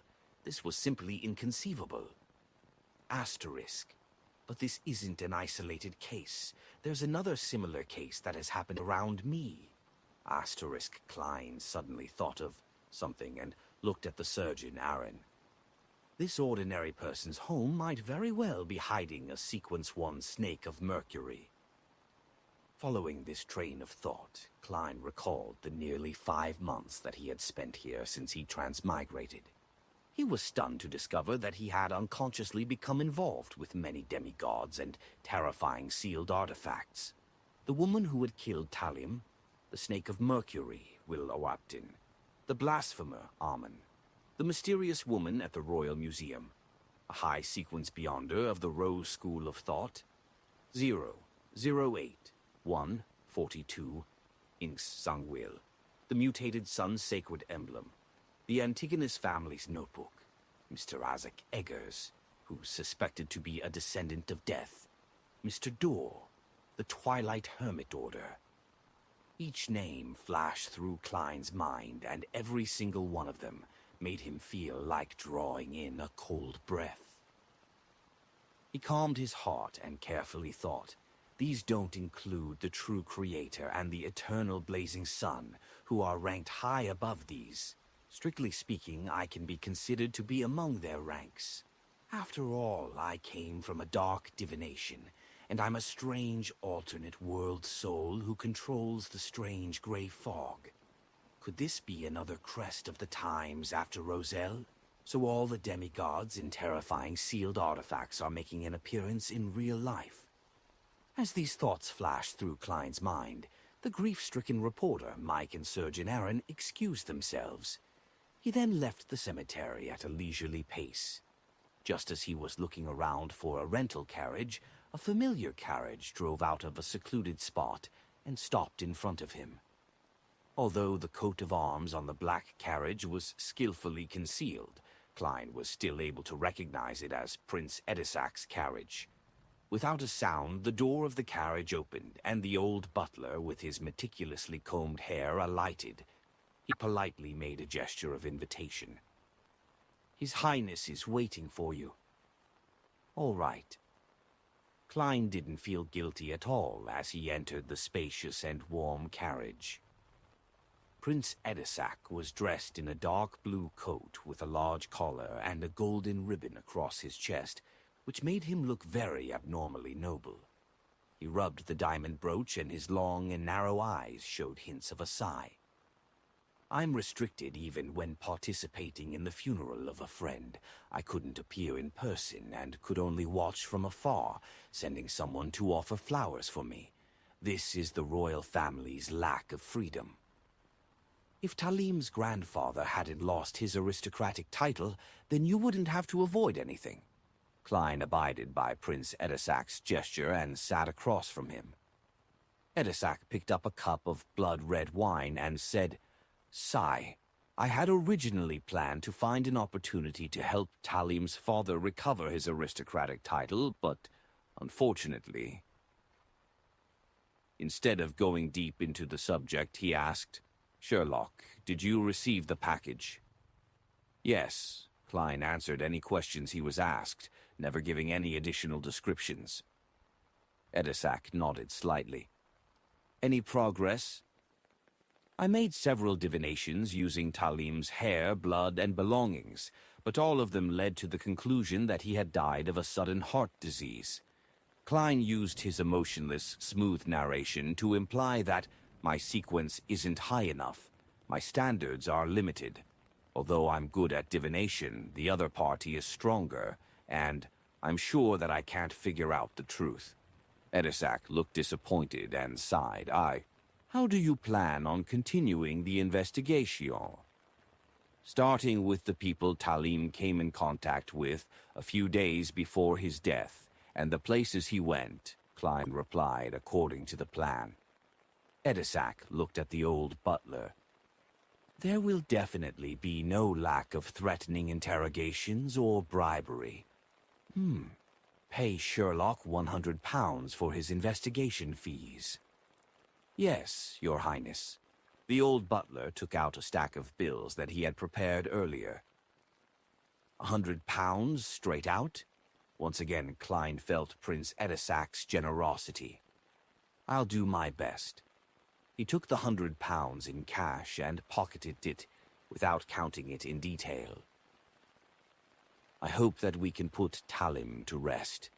Prince Edisac clenched his right fist and tapped the left side of his chest. He turned his head to look out the window at Crown Cemetery, which wasn't too far away. His friendship for Talim still remained strong. Klein sighed before he was led out to a carriage by the old butler. In Empress Borough, the opulent villa of Earl Hall, Audrey looked at her psychology teacher, whose long hair reached her waist, and she pretended to carefully look from side to side. Quote, she immediately lowered her voice and said, Miss Escalante, I recently joined a new Beyonder gathering. There were high offers for a human-skinned shadow characteristic and the wind-blessed potion formula. Different people. These are likely mid-sequence items, right? It sounds quite interesting. Right. Will the psychology alchemists be interested? Escalante was startled. She pondered for a few seconds and said, I'll ask when I return. All right, Audrey responded briskly, as though she was simply intrigued by such mid-sequence transactions. Escalante retracted her attention and said in a serious tone, Miss Audrey, although you are already a Sequence 8 Beyonder, you have yet to receive formal education in mysticism. You still don't understand enough about the techniques and applications of a spectator and telepathist, as well as the foundation theories. Starting today, I'll guide you to become a true Beyonder. That's what I wish, Audrey said sincerely. The huge golden retriever, Susie, who was sitting by her feet, wagged its tail happily, as if happy for her mistress.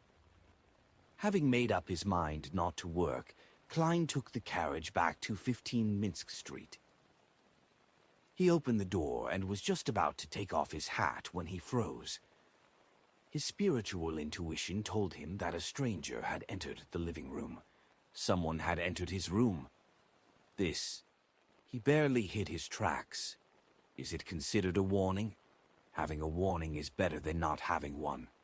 Klein stood in the hall for a long time in silence. Immediately he turned around and went to the steam cathedral in a rental carriage. The cathedral towered over the chimneys and clock tower, the former representing the power of steam, while the latter represented the beauty of machinery through the hanging of its intricate clocks. It was neither the weekend nor noon or the evening, so there were only a few devotees in the hall quietly praying. Klein sat down in the aisle, leaned his cane, took off his hat, and pretended to pray for 10 minutes in front of the sacred emblem. Then he picked up his things and walked along the aisle to the altar. He said to the bishop standing to the side, I wish to make a confession. Good, God is watching you. The bishop, who had a kind face and hoary hair at his temples, walked to the confessional by his side. Klein followed closely behind and closed the door. He sat down on a chair and said to the bishop through the wooden board, I confess that I didn't adhere to my principles when facing danger, and I chose to retreat. What were you thinking at the time? The bishop gently asked. Klein immediately described in detail about Talim's death, his suspicions, the reminder from the machinery hive mind, Prince Edisac's entrustment, and after how he failed to obtain any answers from his divination, he expressed his heartfelt cowardice in the face of the royal family's strife. The reason he didn't go straight to Carlson was that he was afraid that not only was he being watched, but Prince Edisac's men were also watching him from the shadows. Once he made his intentions clear, he couldn't be sure if he would encounter another calamity. The Steam Cathedral was the headquarters of the Church of the God of Steam and Machinery, and it was one of the 3 great holy temples. No one could spy on whatever happened inside.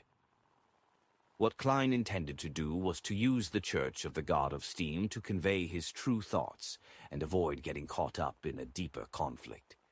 Simply put, it was to comply with what his heart wanted. The bishop listened quietly and answered without changing his tone, "Your choice derives from human instinct. God will not blame you. Go back. God will protect you." "That's good." Klein understood the hint and quietly left the Steam Cathedral. Standing on the street outside, looking at the misty sky, he sighed silently. "I need to advance as soon as possible." Chapter 4, 145, Live Broadcast. Lightning streaked across the sky, illuminating the pitch-black city walls.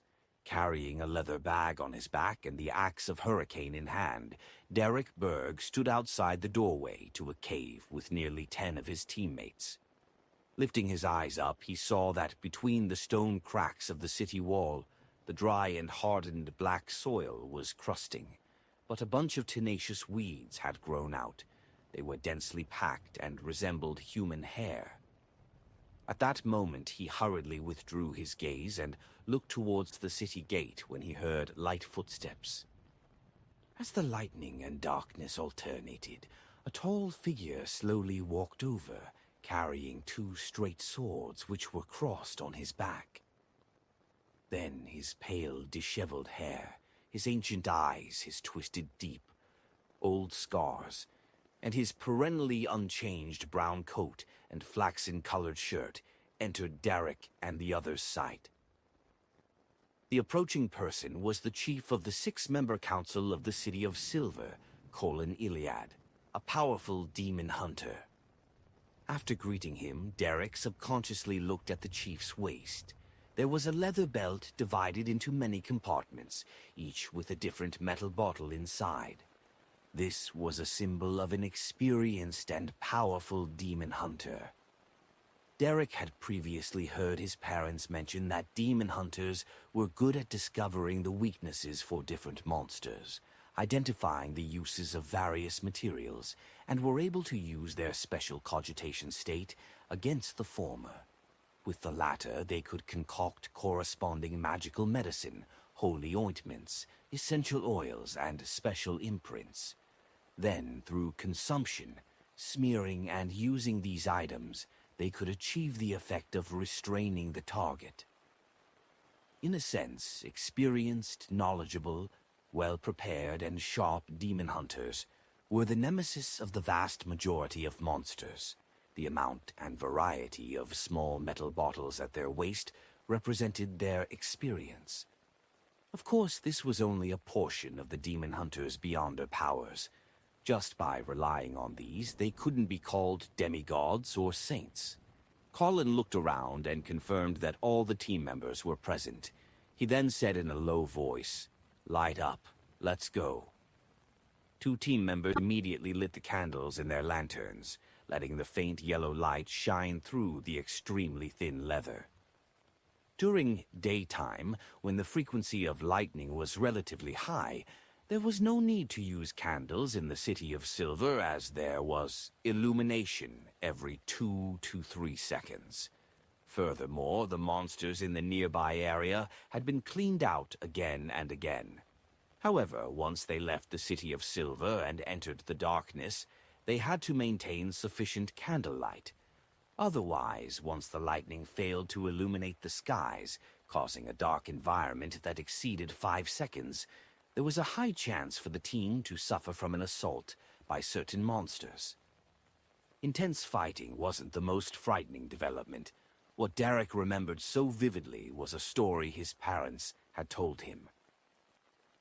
Once, while they were exploring the depths of the darkness, because of a previous battle with a horde of rotting corpses, the candles couldn't be replaced in time.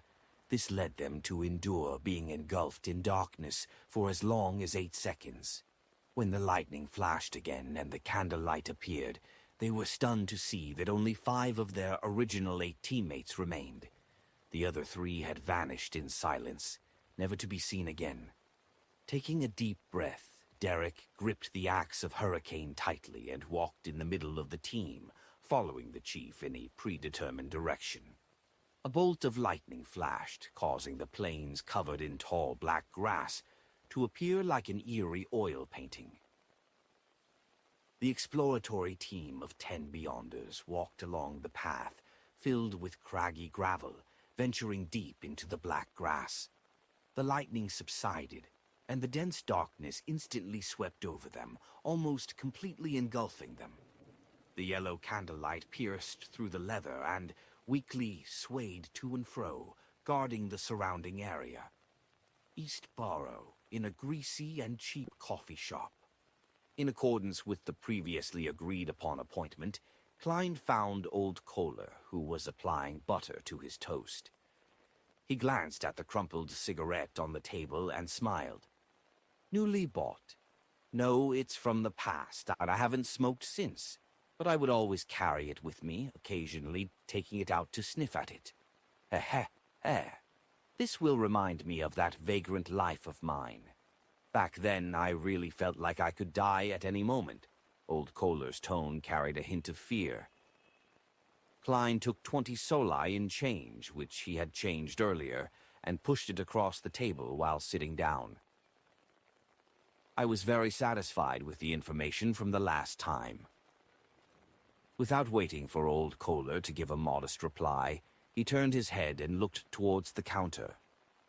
A loaf of oatmeal bread, 2 slices of toast, a block of butter, a serving of beef stew with potatoes, and a 1-pence cup of tea.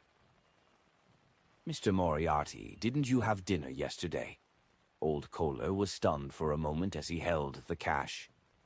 Klein shook his head and smiled. I'll be very busy later and might not have time for lunch. He needed to pretend that he was active and serious. After all, he had received £100 from Prince Edisac. Old Kohler didn't ask any more questions. He looked around cautiously while stuffing the notes into his pocket. Sorry, there are some results from the matter you previously asked me to find out more about. Isaac Eggers's bounty comes from a few gang leaders and some intelligence dealers. Well, I don't know who entrusted the task to them, since it's difficult to make contact with them. I-9. Klein nodded. That's enough. There's no need to delve deeper. It's too dangerous. Old Kohler heaved a sigh of relief and said, 2 days ago, someone at a budget hotel on Golden Cloak Street saw someone who appeared to be Isaac Eggers. It said that the person was basically a carbon copy of the picture on the bounty notice. Klein's heart palpitated as he smiled instead of showing surprise. And then, could it be that the moment I prepared to try for this bounty, the matter is over? And then, with that clue, quite a number of bounty hunters rushed over, but they didn't find anything. Well, they said that there were traces of a fight in the room. Old Kohler tried his best to recall the information he had gathered. The intelligence would definitely be sent to MI9 first.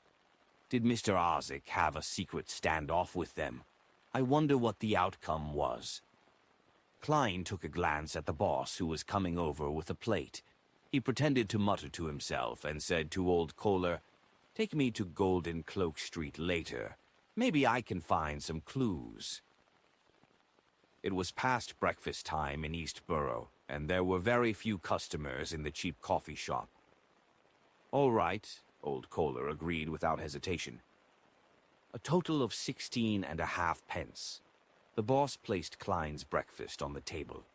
There wasn't much beef with the potatoes, but the stew was very overcooked. It was obvious that it had been prepared beforehand. The thick aroma tantalized old Kohler's taste buds, to the point that he involuntarily gulped a mouthful of saliva. After paying the bill, Klein picked up a fork and spoon and said to old Kohler, "Continue."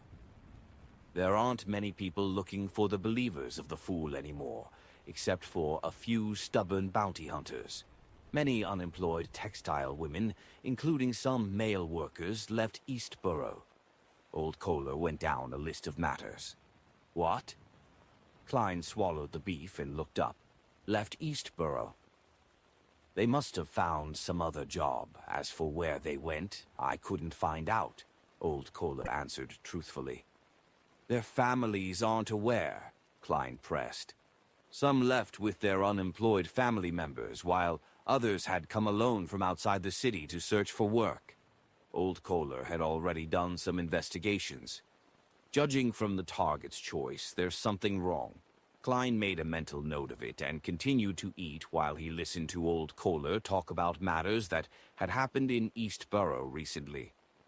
After making an appointment for the next meeting, he put down the cutlery, wiped his mouth, picked up his hat, and said, "Let's head for Golden Cloak Street."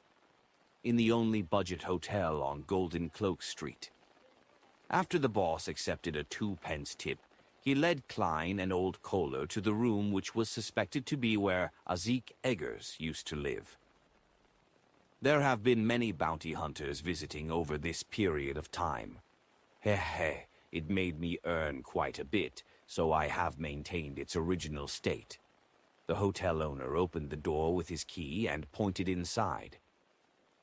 At first glance, Klein saw overturned chairs and rags scattered everywhere. There were no other signs of a fight. With his considerable spiritual perception, Klein cast his gaze under the bed. After staring for 2 seconds, he walked over and bent down to pat the bed. Dust flew into the air with a poof as a gray rat jumped out from under the bed. It looked normal without any problems, but in Klein's spirit vision, its aura only had the colors, black and green. The rat turned a corner and climbed up a wall, exposing its belly to Klein's eyes. In that soft spot, its flesh was green with flowing pus. One could see that his internal organs had similarly rotted away. Klein thoughtfully looked back at Old Kohler, who wasn't paying attention to the rat. Has the bounty for Azik Eggers been withdrawn? No. Old Kohler shook his head in confirmation. Klein examined it again. He then stepped out and said, "Let's go. There's no valuable clues." 15 Minsk Street. Klein, who had been busy all day, lay down on his bed and entered the dream world. Scenes that were continuous at times and at other times fragmented swept past, and all of a sudden Klein woke up. He knew that he was dreaming. A power has invaded my dreams. Klein maintained his previous dazed state, casually sizing up his surroundings. He found himself in a suburb of fertile fields. A river flowed over from the distance and made a turn around the cliff in front of him.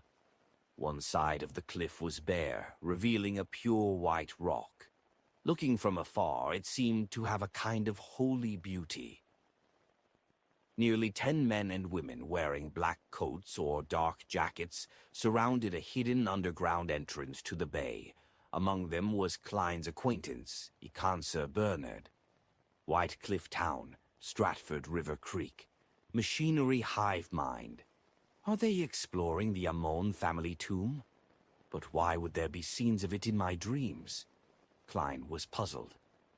At that moment he saw the water on the surface of the river undulate, rapidly forming a line of white words. Your loyal and humble servant, Arodes, is here to report to you on the exploration situation. Klein's mouth turned agape, momentarily losing the ability to speak. Then a voice echoed in his head. Tell me, why would a perfectly good mirror be a snitch? Chapter 4, 146, Machinery Hive Mind's Combat Style. In an instant, Klein switched to his unfathomable state as the fool who overlooked everything. He nodded and said, "Not bad." Ahead of him, the river surged and the white words squirmed and changed before taking shape again. What follows is the exploration process your loyal servant, Arodes, has recorded. You can choose to speed up or skip certain scenes at any time. This sentence froze for 2 seconds, and then the scene abruptly zoomed in. Klein instantly appeared beside Ikansa Bernard, but no one noticed him. He looked around and felt that he was surrounded by living people with lifelike scenes. Nothing about his surroundings looked unreal, making him feel as if though he was there in person. I can even speed up or skip certain scenes. The original form of this mirror, Rhodes, is a virtual reality family cinema. Klein couldn't help but lampoon. He took another look at the machinery hive mind members and saw that it was led by an old man in white priest robes and a cleric cap. His face was unusually kind, and his expression was calm and gentle. "Your Grace, everyone is ready." Icancer approached the elder and said with a bow, "Archbishop, this is the Archbishop of the Church of Steam and Machineries, Backlund Diocese, the demigod Hormick Haydn. The machinery hive mind really is cautious and not careless. Who knows, they might have even brought along a Grade 1 sealed artifact and performed a divination in advance. After all, they're in control of the Mystery Prior pathway. Luckily, I can basically confirm that the Fog's anti-divination or divination interference abilities are similar to the cards of blasphemy, allowing the result to be as ordinary as possible and the least bit suspicious. Otherwise, certain matters might be exposed. However, there's a certain probability that the meeting between Miss Sharon and I will appear, because to me that isn't something harmful. It depends on whether a wraith's instinct to interfere with divination will affect the machinery hive mind's attempt. Wait, the machinery hive mind is highly likely to have relied on Rhodes, and based on its performance from just now and previously, it isn't impossible for him to curry favor with me by adding some mosaics, Klein thought in enlightenment. At this point, Hormick Haydn drew a triangular sacred emblem on his chest. "Begin the operation. God will protect us." Nearly 10 Beyonders headed down as Klein followed closely behind. He didn't fast forward at all. He had always been curious about the combat styles of low-end mid-sequence Beyonders of the machinery hive mind, and he wanted to take this opportunity to experience it. In addition, he was also greatly concerned about how a demigod really did in combat, as well as the secrets hidden in the Amon family tomb. After being ransacked by time in a period spanning 1,000 or 2,000 years, the black marble staircase still retained its hardness without any signs of corrosion. The machinery hive mind members followed it all the way underground, where they saw the unique asymmetrical stone pillars and axe and blade scuffing from the period of the Fourth Epoch. The pillars stood on either side of the wide road, and in front of them was a large, heavy, dark gray stone bifold door. The stone door had already cracked open, wide enough for 2 people to walk alongside each other. It was completely dark inside. The machinery hive mind members were in no hurry to enter. They carefully searched the surrounding area with lanterns, but they found nothing of value. According to the plan, the first group will begin with a preliminary cleanup. With the Archbishop's approval, Icancer pushed down his hat, compressing his fluffy hair. Cleanup? By the side, Klein ruminated over the word. Amidst his puzzlement, the 2 strongest and burliest male machinery hive mind team members each laid down a long black box on their backs and opened them up. Inside one long box was a sturdy, heavy, iron-black cannon-shaped object. Its surface was engraved with dense and arcane patterns. In the other box was a complex and exquisite firearm with a chain of pale golden bullets inserted into it. One of the 2 team members carried the cannon-shaped object and trudged to the open stone door. Another machinery hive mind member picked up the peculiar gun, adjusted the bullet chain, and followed slightly behind. After the 2 of them glanced at each other, the cannon-shaped object on the former's shoulder rapidly lit up, outlining burning patterns and imprints before a loud salvo. Boom! A golden fireball, akin to a miniature sun, flew out from the cannon barrel and into the darkness. Boom! The ground trembled slightly, and intense light was emitted from the crack.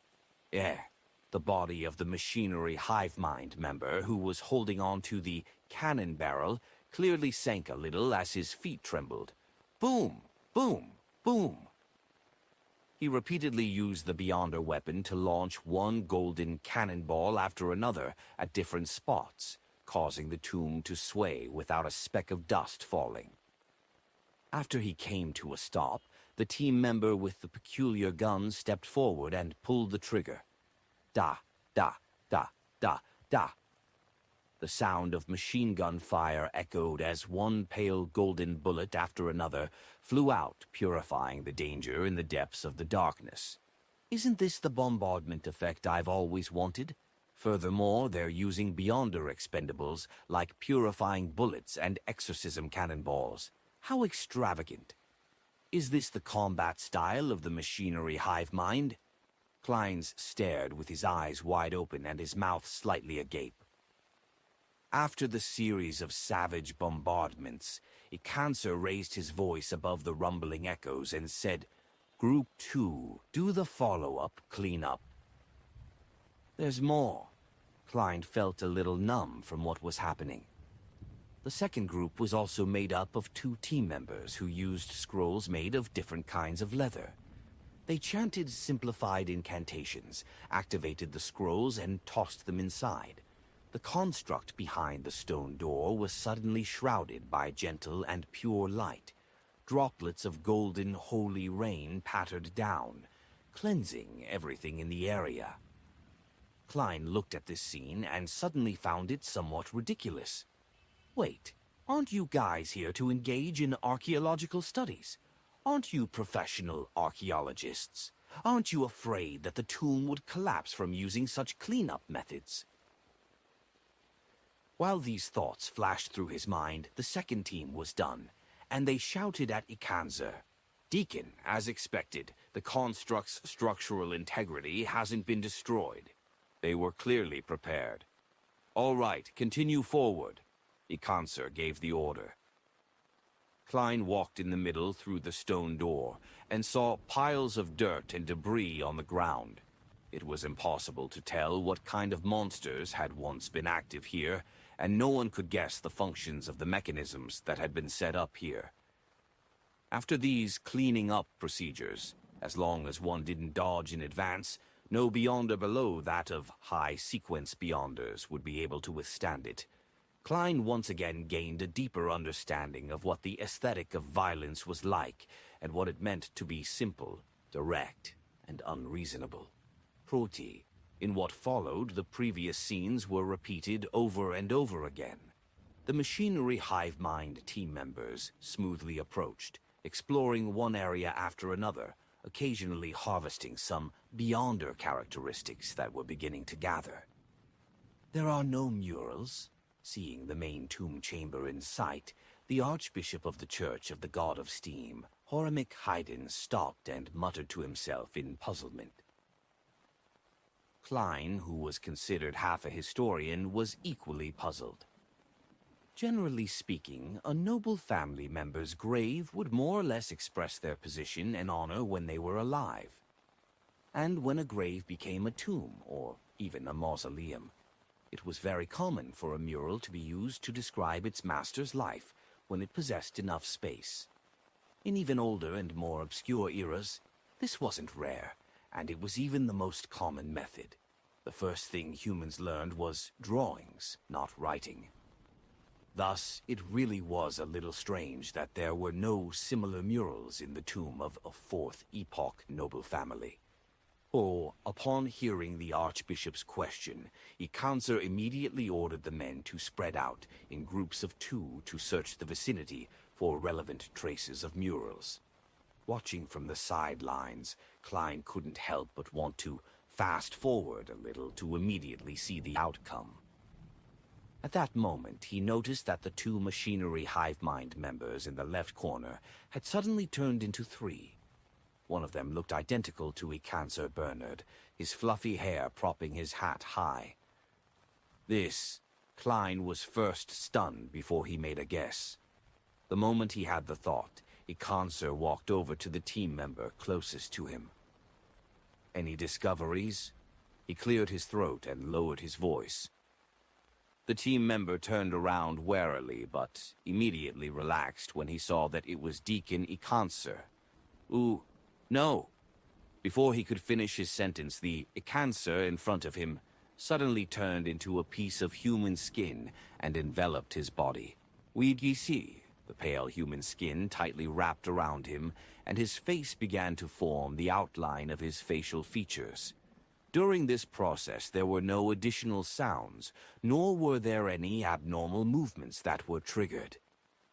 All of a sudden, the human skin began to emit rays of light, just like the rising of the sun. The human skin immediately turned translucent and quickly soared into the air as if it was being burned. A black whip immediately lashed out, striking its body, causing its movements to clearly slow down. In such a battle, slowness was an original sin. One Beyonder weapon after another, burning scrolls and pale golden bullets were released towards the human skin.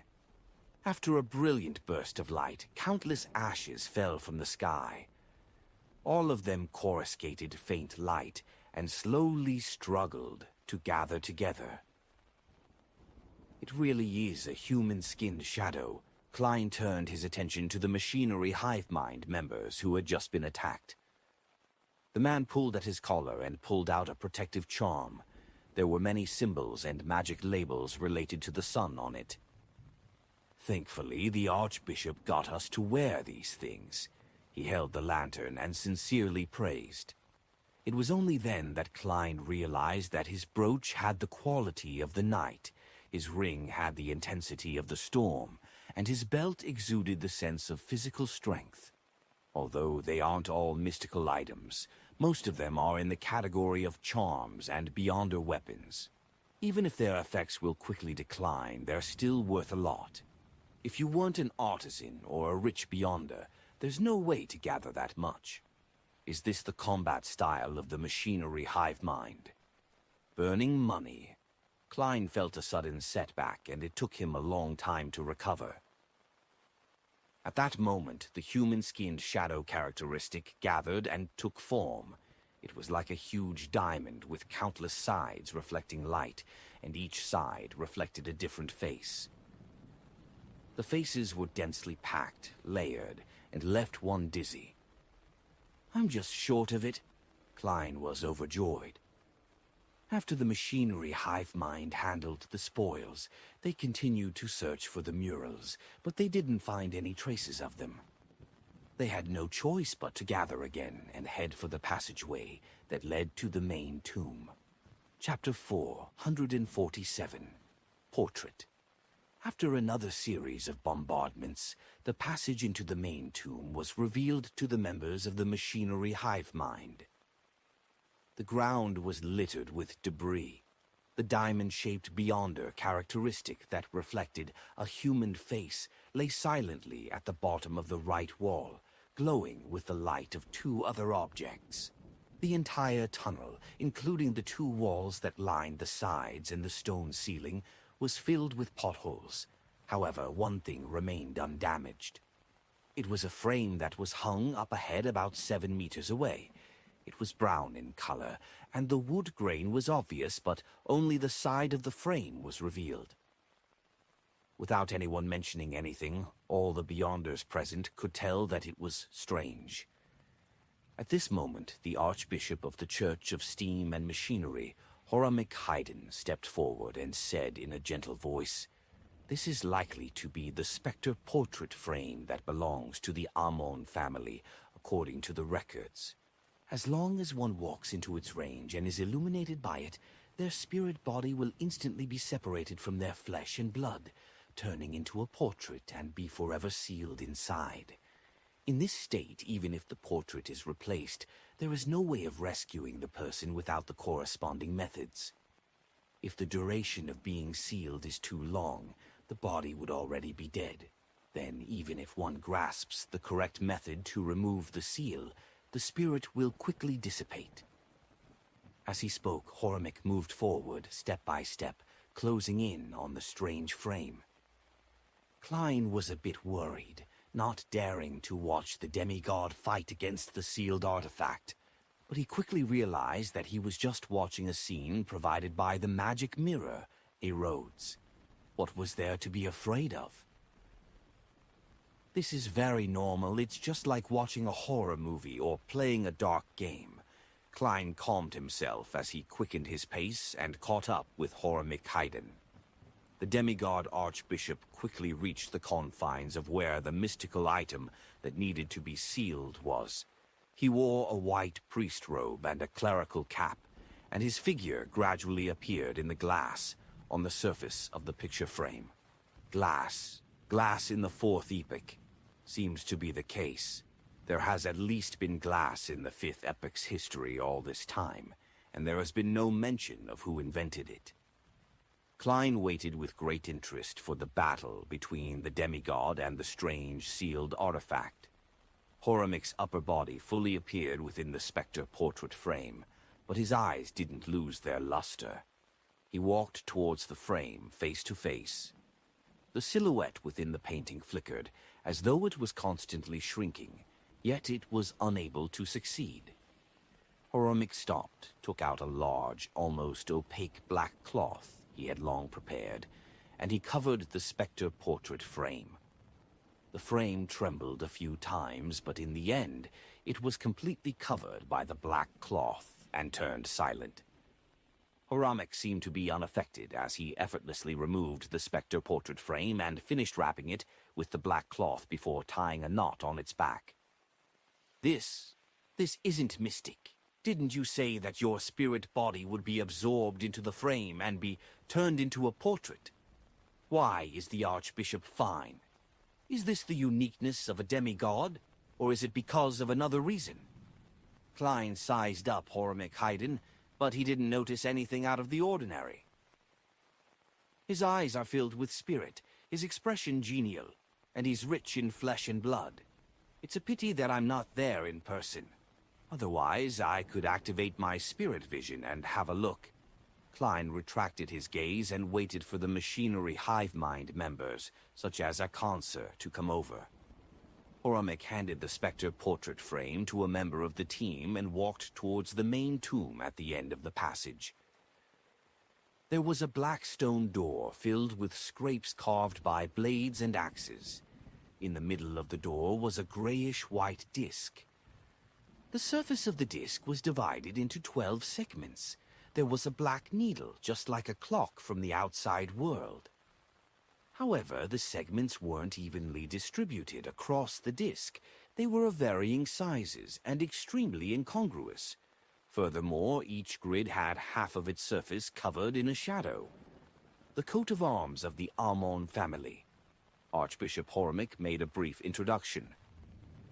He didn't explain the symbolic meaning of the coat of arms, because presently only Deacon Ikanser Bernard was qualified to know. Klein, on the other hand, relied on his own knowledge of mysticism to attempt to decipher it. Disc, 12 segments, and a needle. Combined together, they clearly represent time. It matches the worm of time which Amon's avatar left behind after it was wiped out.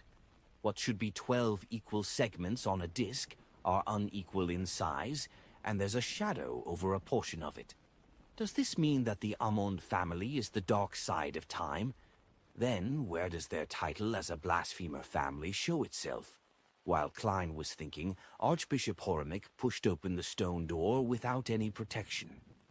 The heavy stone door opened, revealing an extremely spacious tomb chamber. In the center of the chamber was a dais with a deep black coffin on top of it. The surrounding walls were decorated with iron lampstands, each holding a burning white candle.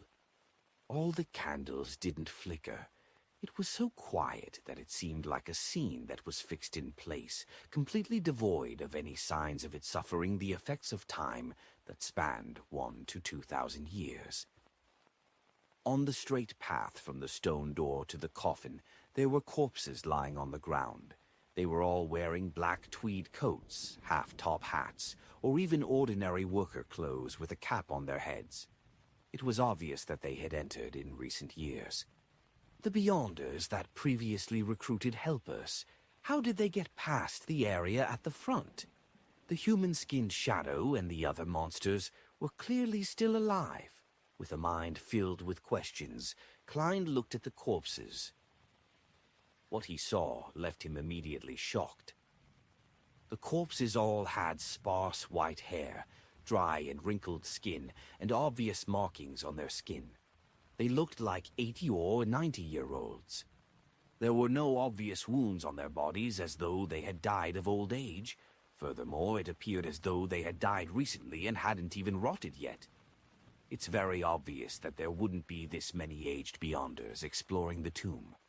Even if the discoverers of the tomb were old, they would still try their best to choose the young and strong when recruiting helpers.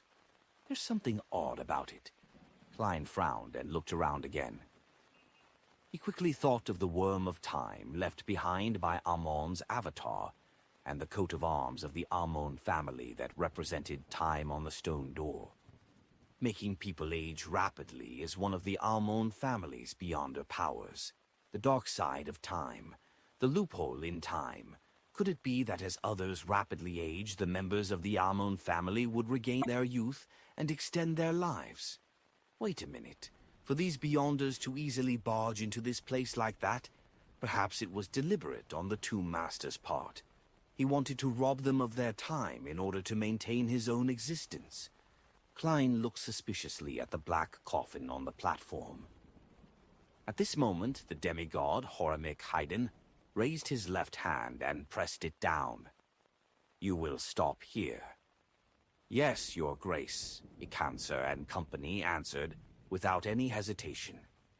As members of an official organization, they had read up on a large number of past Beyonder events. They knew that under similar circumstances, they had to obey the will of a high-sequence Beyonder, and absolutely couldn't act rashly, or else they would die without knowing how. Horamic looked ahead, and his eyes fell on a picture frame that hung upside down at the bottom of the dais. His expression didn't change as he continued to walk forward at a leisurely pace. Not making any preparations at all. The hallmark of demigods is to be rash. Klein was stunned. He seemed to be able to imagine Horamic's teeth dropping, his white hair wilting, and his skin shriveling as he rapidly aged. 1 step, 2 steps, 3 steps. Horamic, who seemed fine, suddenly trembled, and a sharp and piercing grinding sound could be heard from his body. His pace began to slow down, his movements became stiff, and his skin visibly dried up. There's something wrong with that. That isn't the aging process of a normal human being. What was that grinding sound just now? Klein muttered inwardly. 4 steps, 5 steps, 6 steps. Ripping sounds came from Horamic's body as something fell to the ground. Klein subconsciously looked over and saw a gear. A gear covered in rust. Horamic continued on as items kept dropping from his body from time to time. There were rusty screws, melted wax, yellowed bones, and loose springs. His figure became increasingly thin and unsteady, as if it could collapse at any time. This is just like a robot. Well, in this era's terms, like a living doll. Klein was suddenly enlightened. He remembered that before old Neil died, he had said that the Church of Earth Mother's Sequence 4 was good at alchemical life, and that the Savant Pathway's corresponding sequence was barely able to do so too. As for Horamic, he was a high-sequence Beyonder of the Savant Pathway. Oh yes, the Horamic in front of me isn't the real him. It's just a refined doll. Just now, the reason why the Spectre portrait frame was ineffective was that a doll doesn't have a spirit body. The real Horamic should still be far away. As expected of a demigod. Amidst Klein's enlightenment, the Archbishop walked up to the dais, bent his knees and back, and turned the upside-down frame over. Generally speaking, when exploring a tomb involving Beyonder elements, it was necessary to avoid flipping items over, but this time Horamik had made the opposite choice. Following the flipping of the portrait frame, a wind suddenly blew in the sealed tomb, dispersing the formless imprisonment and silence. The candles on the iron-colored light fixtures rapidly ignited, becoming unusually bright. However, they soon reached the end of their lives and melted away. The old corpses on the ground rapidly rotted and stank. In just a few seconds, the tomb's main chamber had turned dark, leaving only the lanterns that the machinery hive mind members were holding onto to barely illuminate the area. Ahead, Horamik picked up the picture frame from the floor and went up the stairs to the dais. He came to the black coffin, stretched out his right palm, and forcefully pushed.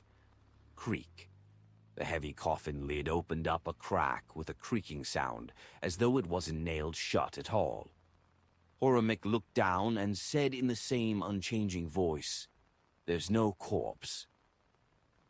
As the scene drew nearer, Klein saw that the coffin's interior was empty, except for a pale gold cushion embroidered with a worm with 12 rings. At that moment, Horamik turned around, and the picture frame in his hand was reflected in the eyes of Ikanser and the others. With just a glance, Klein's gaze suddenly froze. It was a portrait of a smiling young man. He had black eyes and curly black hair. He had a broad forehead and a thin face. A crystal monocle hung over his eye. He wore a black pointed hat. Amon, Chapter 448.